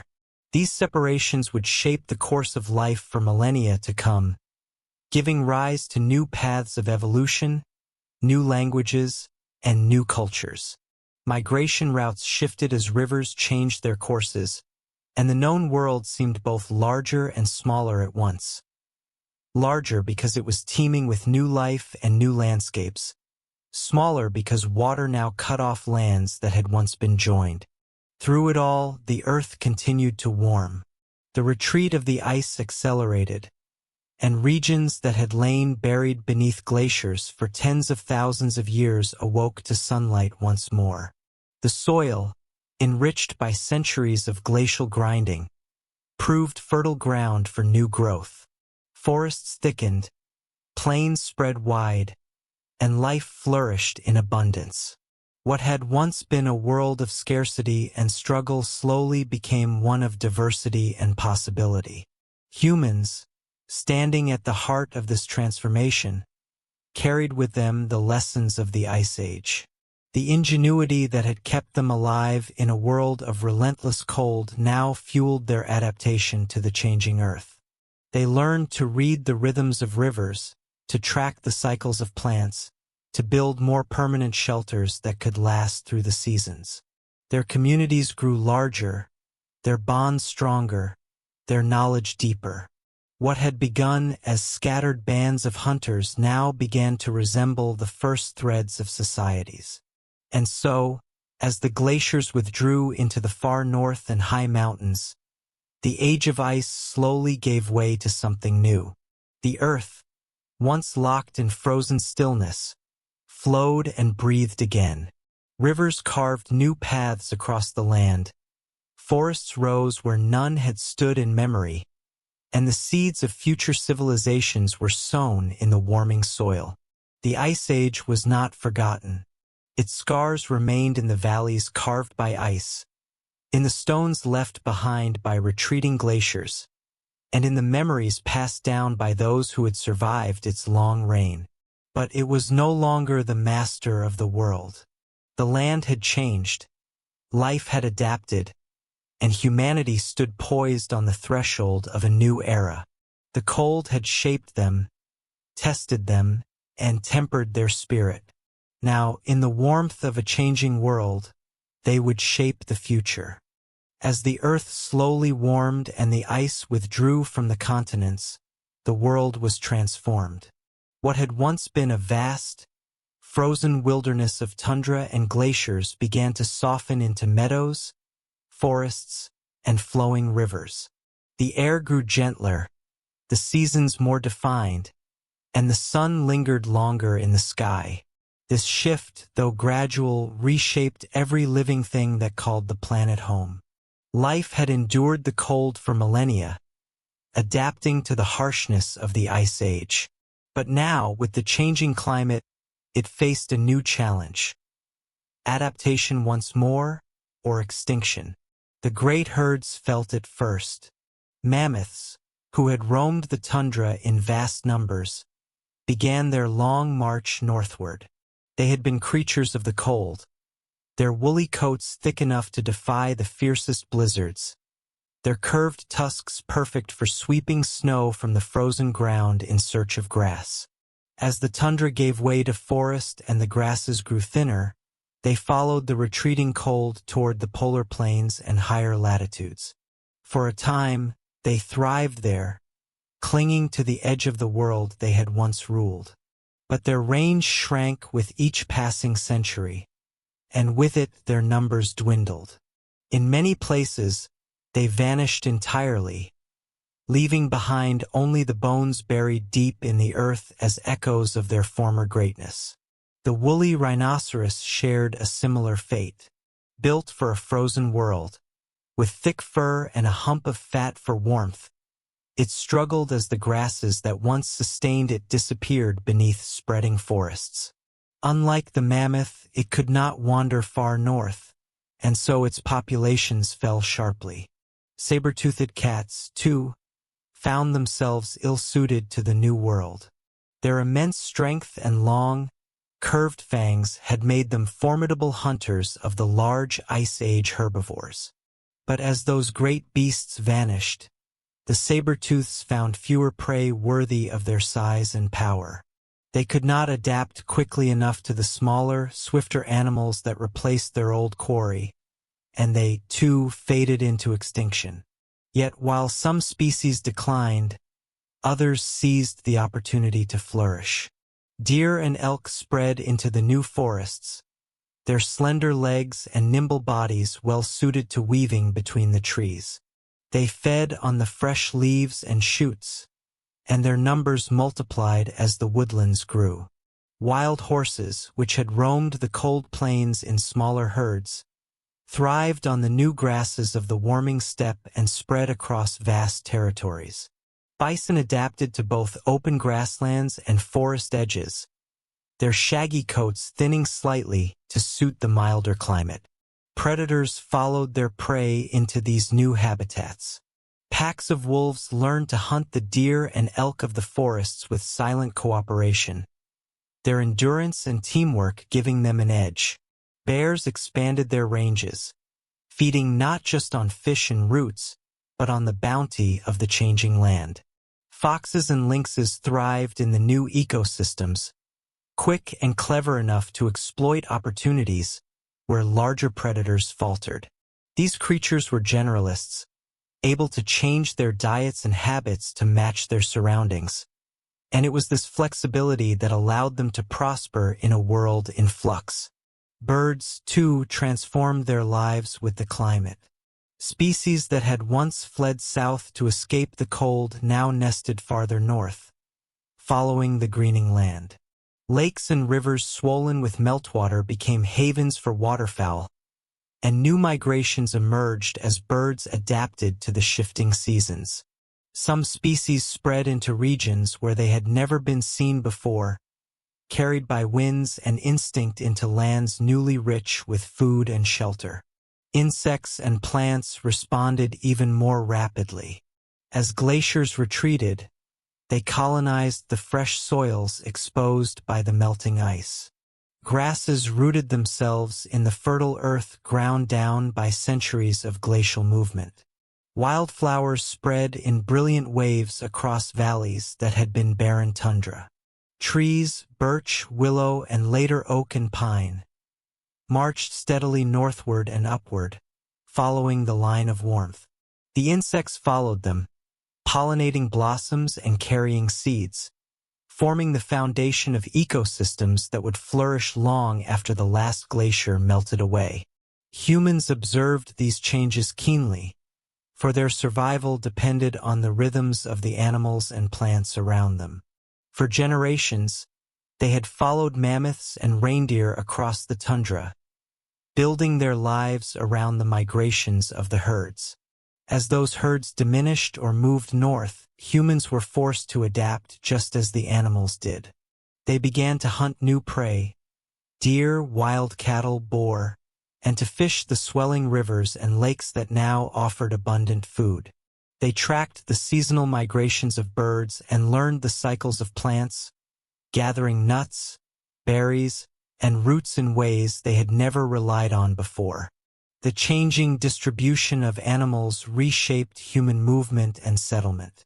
No longer tied to the endless pursuit of giant herds, some groups began to stay longer in certain places, returning to the same river valleys or forest clearings year after year.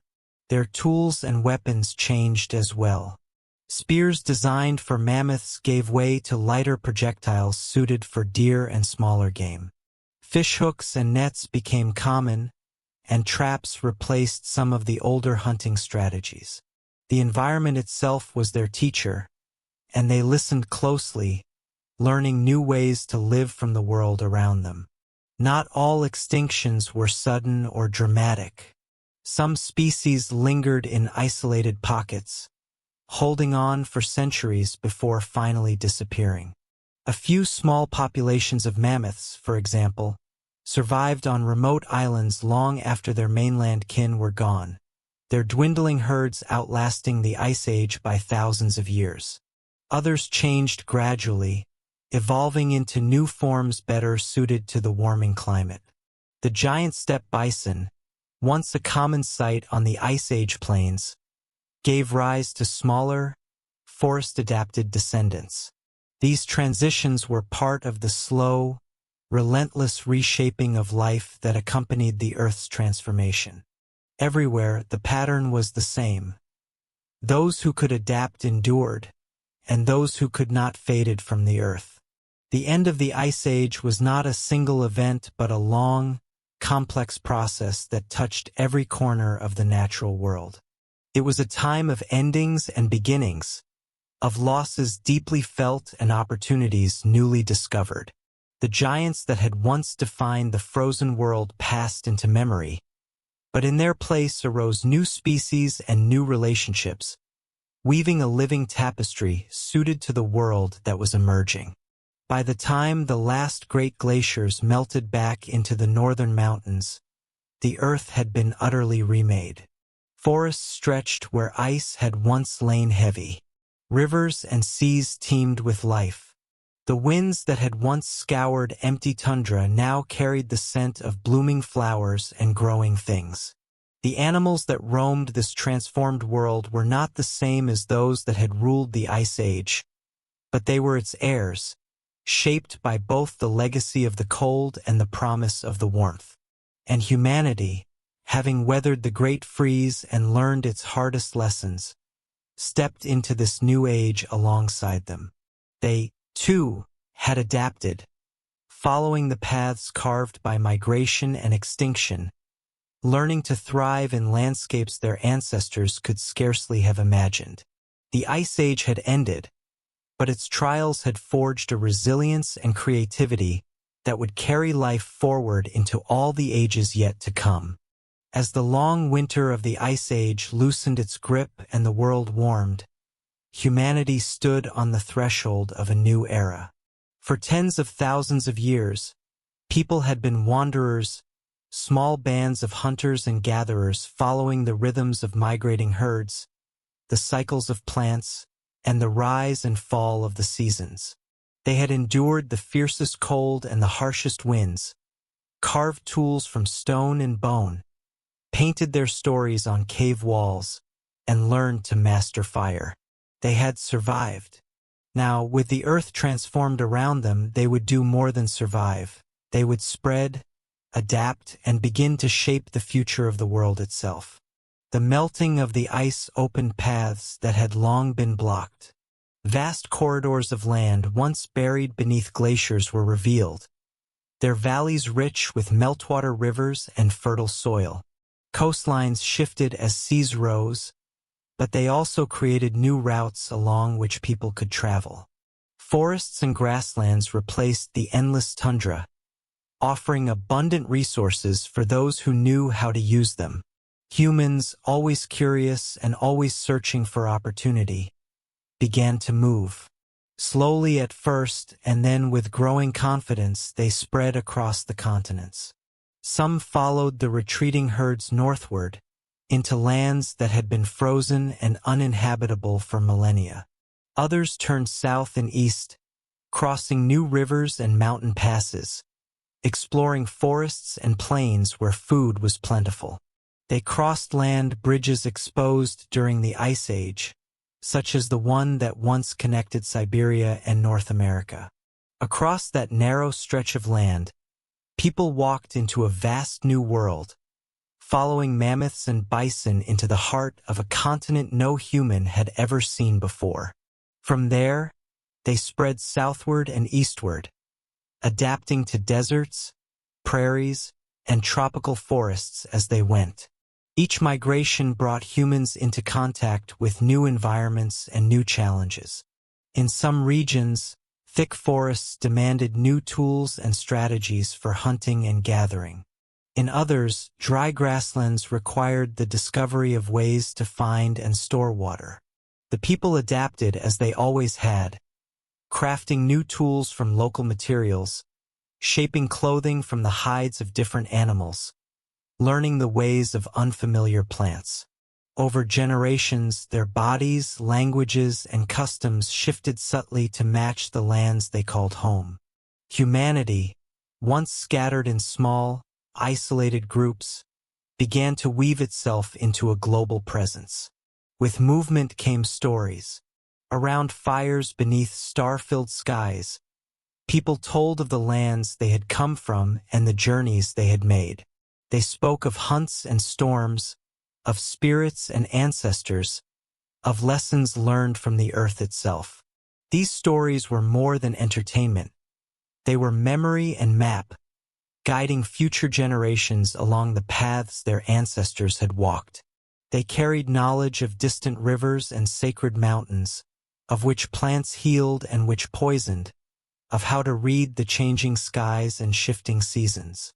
Wherever humans went, they brought their stories with them, and these stories became the threads that bound them to their past even as they stepped into new worlds. In the fertile valleys left behind by retreating glaciers, some groups began to settle more permanently. The rivers that flowed from the melting ice created floodplains rich with nutrients, and plants grew there in abundance.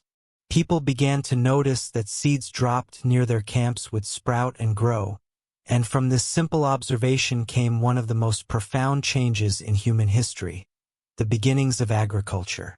No longer entirely dependent on the chase, some humans learned to plant and cultivate crops. They domesticated wild grains, tended them through the seasons, and stored the harvest for the lean months.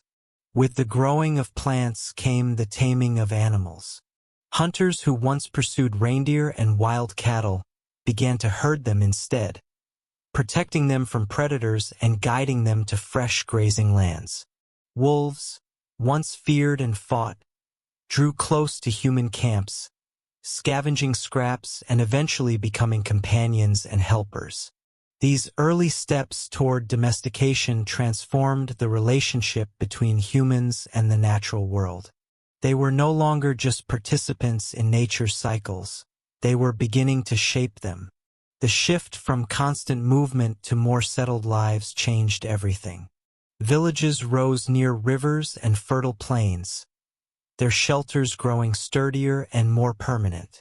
Populations increased as food became more reliable, and with more people came new skills and ideas. Pottery was shaped from clay to store grain and water. Looms wove fibers into cloth. Stone tools became more refined, and new materials like copper were discovered and shaped into blades and ornaments. The rhythm of life shifted from the chase and migration to the planting and harvest, from the uncertainty of the hunt to the planning of seasons. Even those who did not farm were changed by the warming world and expanding horizons. Hunter-gatherer groups traded goods and stories with neighboring peoples, sharing tools, ideas, and knowledge. Paths worn by migrating animals became routes of exchange and communication, linking distant groups together. Over time, these connections grew into networks of trade and shared culture that spanned vast regions. No longer isolated, humanity was learning to cooperate and to build something larger than any single band or tribe. Language deepened and diversified as humans spread across the continents. New words arose for new landscapes, animals, and discoveries. Stories grew richer and more complex, passed down not just as memories but as myths. Tales of creation and heroes, of spirits that guided the hunt and watched over the harvest. These stories shaped how people saw the world and their place in it, giving meaning to the forces they could not yet understand. They were the beginnings of religion, art, and philosophy, the roots of the civilizations that would one day rise from these early camps and villages. The marks of humanity's growing presence could be seen across the earth. Forests were cleared for camps and fields. Stones were arranged into walls and dwellings. Pathways traced the routes of trade and migration. Rivers, once wild, were tamed with weirs and channels to water the fields. In the span of a few thousand years, a brief heartbeat in the age of the earth, humans transformed from small, scattered bands into communities capable of shaping the land around them. But even as they built new lives, they never forgot the lessons of the Ice Age.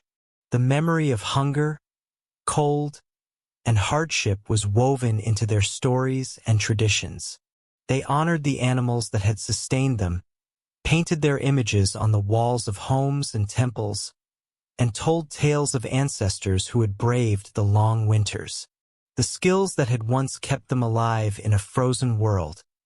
Ingenuity, cooperation, resilience remained at the heart of everything they did.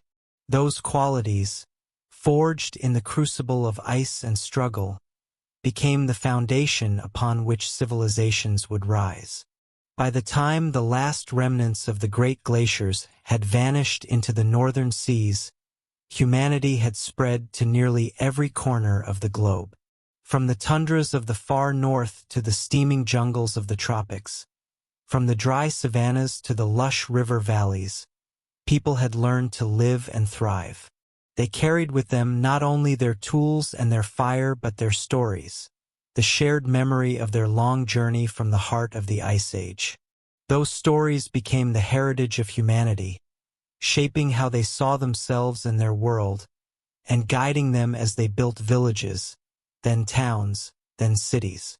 The Ice Age had tested them as no age before it had. It had stripped life to its bare essentials and demanded strength, creativity, and courage. And because of that, when the ice finally receded, humanity was ready, not just to survive but to shape the world itself. The first sparks of civilization glowed in the hearth fires of their settlements, in the furrows they carved into the soil, in the stories they told beneath the stars. The frozen world that had once seemed endless was gone, but its legacy lived on in the hearts and hands of those who had endured it. From the bitter cold had come resilience, from the struggle, wisdom, and from that wisdom, the foundations of the future. When the last great sheets of ice retreated and the earth began to warm, the colossal glaciers that had once dominated continents left behind more than melting water. They left their mark upon the very bones of the planet. Their legacy was written into the landscape itself, carved into mountains, etched across plains, and pooled in countless lakes and valleys. The scars of the Ice Age are everywhere, silent witnesses to the immense power that once shaped the earth and reminders of a time when ice, not humans, ruled the land. Glaciers are not static, frozen slabs. They are rivers of ice, slow but relentless, grinding their way forward under their own enormous weight. As they crept across the land during the height of the Ice Age, they reshaped everything in their path. Valleys that had once been narrow and V-shaped, carved by streams, were widened and deepened into sweeping U-shaped troughs as the ice scraped and gouged the rock beneath. Mountains that had stood sharp and proud were ground down, their peaks worn into rounded summits, their flanks scoured clean of soil and stone. Entire hillsides were shaved away as if by a colossal blade, leaving behind polished surfaces that still gleam with the marks of the glacier's passing. One of the most striking legacies of these moving ice rivers can be seen in the deep, carved valleys that now cradle lakes and rivers. As glaciers advanced, they gouged deep basins into the land. When the ice melted, these depressions filled with water, forming the lakes and fjords that today are among the most beautiful and dramatic features of many landscapes. In North America, the Great Lakes are perhaps the most famous example. Vast inland seas formed in the troughs left by retreating glaciers. In Scandinavia and New Zealand, steep-sided fjords cut by ice reach far inland, their waters filling valleys once packed with frozen mass. Even the quiet tarns nestled high in mountain cirques are gifts from the Ice Age, their waters resting in the bowl-shaped hollows where glaciers once clung to the slopes. The glaciers also sculpted the very shape of mountains themselves. As they flowed down from high peaks, they eroded the sides of valleys and sharpened ridgelines, leaving behind dramatic landforms that still define mountain ranges today. Horns, jagged, pyramid-like peaks, were carved where several glaciers ground into a single mountain from different sides. Arêtes, knife-edged ridges, formed between parallel glaciers, their flanks carved steep and sheer. These striking features, now climbed and admired by adventurers, are monuments to the Ice Age's slow, relentless artistry. Yet the glaciers did not only carve, they also built. As they moved, they carried with them an immense load of rock, gravel, and soil, plucked from the land and dragged along in their frozen bodies. When the ice melted, it dropped its burden, leaving behind ridges and mounds of debris known as moraines. These moraines trace the paths of ancient glaciers like signatures across the land, marking where the ice advanced and where it paused in its retreat. Terminal moraines form great curved ridges at the farthest reach of the glacier, while lateral moraines line the sides of valleys, silent evidence of ice that once flowed there. Other deposits tell of the glacier's watery end. As meltwater poured from the retreating ice, it carried silt and sand far from the glacier's edge, spreading it out in broad, flat plains known as outwash plains. These fertile lands, rich with fine sediment, would one day support grasses, forests, and eventually human agriculture. Elsewhere, meltwater rivers carved deep channels and winding valleys, reshaping the land anew even as the glaciers themselves disappeared. Some of these channels remain as dry valleys today, their size a reminder of the vast torrents of water that once surged through them. The retreat of the glaciers also left behind features that seem almost like the footprints of the ice itself. In places where chunks of glacier broke off and were buried in sediment, they melted slowly, leaving behind depressions that filled with water to become kettle lakes. These small, round lakes dot landscapes once covered by ice, each one a quiet remnant of a vanished glacier. Eskers, long sinuous ridges of sand and gravel, trace the paths of meltwater streams that once flowed beneath the ice. Drumlins, smooth, elongated hills shaped like inverted spoons, show the direction the ice once moved, their streamlined forms frozen evidence of ancient motion. Beyond the visible marks on the land, the glacier's influence reached deeper, altering ecosystems and shaping the course of rivers and weather patterns long after they vanished. Valleys deepened by ice-channeled rivers along new courses, directing water into basins where none had flowed before. Lakes formed by glacial activity became habitats for countless species, their still waters nurturing life that had once been excluded by the cold. The deposition of nutrient-rich sediments by meltwater streams laid the foundation for fertile soils, allowing forests and grasslands to flourish once the climate warmed. The very distribution of plants and animals across continents was influenced by these glacial changes, their ranges shaped by the landscapes the ice had remade. For early humans emerging from the Ice Age, these transformed lands offered both opportunities and challenges. The great river valleys carved by glaciers provided water and fertile soil for the first farmers. The moraines and drumlins offered elevated ground from which to watch over game or build early settlements. Lakes and rivers teemed with fish and fresh water, vital for growing communities. Even the deposits of gravel and clay left behind by retreating glaciers became resources for building and toolmaking. The scars of the Ice Age were not just marks of destruction. They were the foundations upon which new lives and civilizations could be built. These glacial landscapes also stirred the human imagination. Mountains shaped by ancient ice became sacred places in many cultures, their dramatic peaks seen as homes of gods or ancestors. Deep valleys and fjords were woven into myths as the work of giants or spirits. Lakes formed by melting glaciers became centers of legend, their still waters believed to hold mysteries or powers. Even without knowing the science behind their formation, early peoples sensed the age and power of these places, and they wove them into the stories that gave meaning to their world. Today, long after the last great ice sheets vanished. The evidence of their passage remains everywhere we look. The green valleys of Europe, the sprawling plains of North America, the jagged peaks of the Alps and the Rockies, all bear the marks of the glaciers that once covered them. Scientists read these landscapes like pages in a history book, tracing the paths of ancient ice and learning how it shaped the world we live in.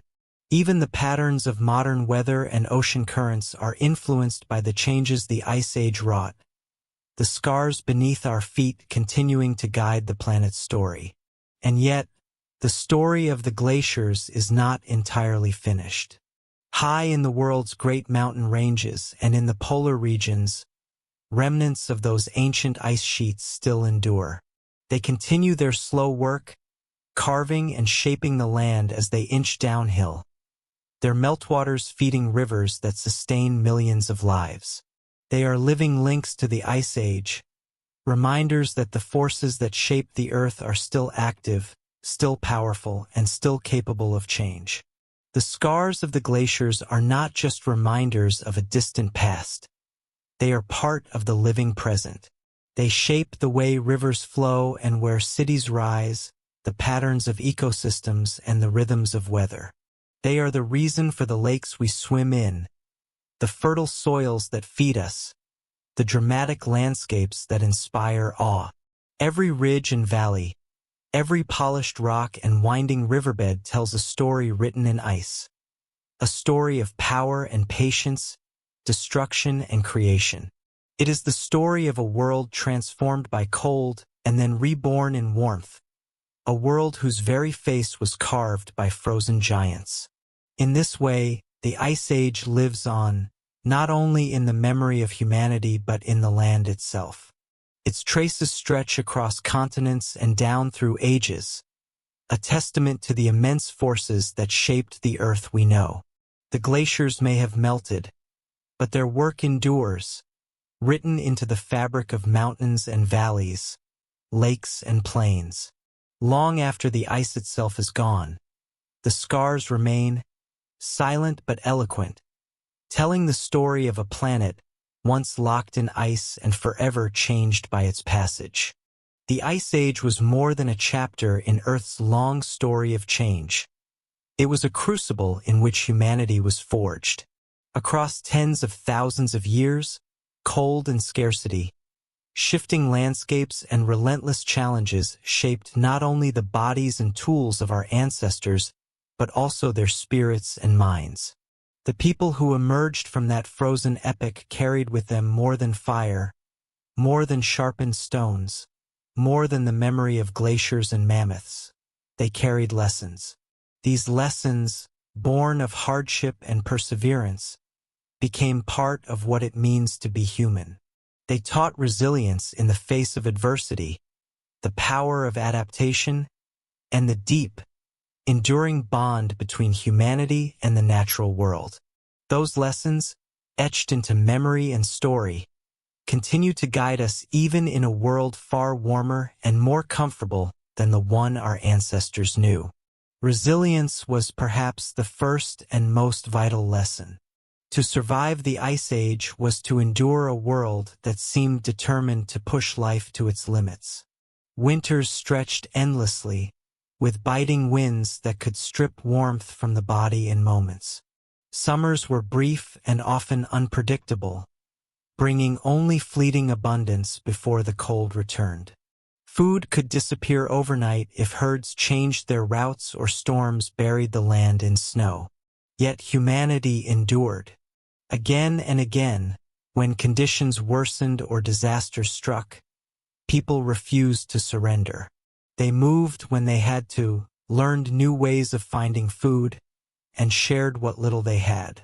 This resilience was not just physical, it was also deeply mental and emotional. To survive such a world required patience and hope, even when both seemed scarce. People learned to wait out storms, to believe that spring would follow winter no matter how long and brutal it seemed.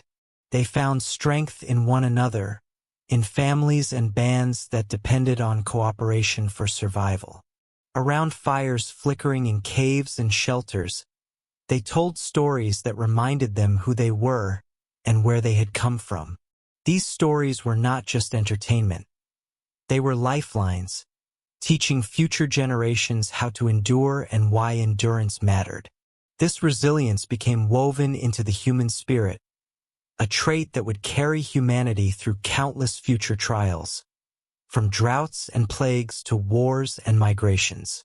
Hand in hand with resilience came the lesson of adaptation. The Ice Age was a time of constant change. Glaciers advanced and retreated, transforming the land again and again. Herds shifted their migration patterns, plants spread or vanished with the shifting climate, and entire ecosystems rose and fell within the span of a few generations. Humanity survived not by resisting change, but by bending with it. Our ancestors became masters of innovation and improvisation, always seeking new ways to meet the challenges before them. They learned to shape tools from the materials at hand. Flint chipped into sharp blades, bone carved into needles, wood fashioned into spear shafts. When one kind of prey became scarce, they turned to another. When the cold deepened, they stitched together furs and hides into warmer clothing, layered shelters with insulating materials, and carried fire with them as they moved. They experimented, failed, and tried again, each small discovery adding to a growing store of knowledge passed from one generation to the next. Adaptation was not only about tools and techniques. It was also about how humans thought and organized their lives. People learned to read the signs of nature, the tracks in the snow that told of passing animals, the changing winds that warned of storms, the stars that guided their migrations. They learned to plan ahead, storing food for lean seasons and moving with the seasons to follow the rhythms of the land. Some groups grew more nomadic, traveling vast distances to stay near migrating herds. Others found ways to settle for longer periods near rivers and valleys, making use of the resources there. These choices shaped the diversity of human cultures and strategies that would later allow humanity to thrive in every corner of the globe. This ability to adapt became one of humanity's defining strengths. It allowed people to survive not just the Ice Age but the many challenges that would follow. It taught them that no environment was too harsh, no change too great, if they could learn, innovate, and work together. Even today, the legacy of that lesson is clear. Our capacity to build cities in deserts, sail across oceans, and harness new technologies all traces back to that ancient skill. The ability to change ourselves to meet the world, rather than waiting for the world to change for us. Perhaps the most profound lesson the Ice Age taught humanity was the bond with nature. Life during that era was a constant dialogue with the natural world. It was not an enemy to be conquered nor a resource to be exploited. It was a living system in which humans were deeply embedded. The success or failure of a hunt depended on understanding the movements of herds and the behavior of predators. The timing of migrations and the choice of campsites required knowledge of weather, water, and plant growth. Even the making of tools demanded familiarity with the properties of stone, bone, and wood. Over countless generations, humans learned to read the language of the land. They could interpret the faintest sign of snow's texture to predict weather or trace the flight of birds to find water and game. They understood that the herds they hunted depended on the grasses that grew after the melt, and that those grasses depended on the cycles of sun and rain. They saw themselves not as separate from this system but as part of it, dependent on its rhythms and responsible for respecting them. This respect often found expression in ritual and story. Many Ice Age peoples believed that animals had spirits and that successful hunting required honoring those spirits. They performed ceremonies before and after the hunt, thanking the creatures that sustained them. They painted the walls of caves with images of bison and deer, perhaps to honor their power or to ask for their return. These practices reflected a worldview in which humans and nature were intertwined, each shaping and sustaining the other. This bond was also practical. By observing and working with nature rather than against it, humans increased their chances of survival. They followed migrating herds instead of trying to pen them. They built shelters that mimicked the insulating layers of snow or the sturdy shapes of animal dens. They timed their movements to the changing seasons, knowing when rivers would freeze and when plants would bloom. The Ice Age taught that those who ignored nature's signals perished, while those who listened and adapted endured. Even as humanity's power over the environment grew in later ages, this ancient lesson remained. It is present in the agricultural practices that rely on understanding soil and seasons, in the navigation techniques that follow winds and stars, and in the enduring sense of wonder and respect that many cultures still feel toward the natural world. The Ice Age bond between humans and nature is not a relic of the past. It is the foundation of our survival and our continued existence. These three lessons, resilience, adaptation, and connection with nature, are threads woven deeply into the fabric of humanity. They were learned in the hardest of schools, where failure meant death and success meant the continuation of the species. They shaped not only how humans lived during the Ice Age, but how they would live long after it ended. Civilizations would rise and fall, technologies would transform the world, and climates would shift again and again. But the core wisdom forged in those frozen centuries would remain. We see it in our ability to recover from disasters, to rebuild after wars and pandemics. We see it in the way we create new tools and technologies to meet new challenges, just as our ancestors chipped stone into spear points. We see it in the environmental knowledge that still guides farmers, scientists, and explorers, and in the reverence that so many still feel for the wild places of the earth. The Ice Age is long past, but its lessons are alive in us still. And perhaps that is the greatest legacy of all. The glaciers may have melted, the mammoths may be gone, and the tundra may have turned to forest, but the people who walked out of that frozen age carried with them more than the memory of struggle. They carried a blueprint for survival. It is a blueprint written not on stone or bone, but in the shared memory of our species, passed down through stories, instincts, and traditions. It reminds us that no matter how the world changes, we can endure. We can change with it. And if we remember our place within the great web of life, we can thrive. The Ice Age was not just a time of cold and hardship. It was the forge in which humanity's deepest strengths were tempered.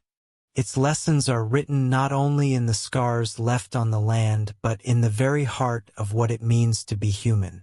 And as we face the challenges of our own changing world, those ancient lessons, resilience, adaptation, and harmony with nature, remain as vital as they were when the world was locked in ice.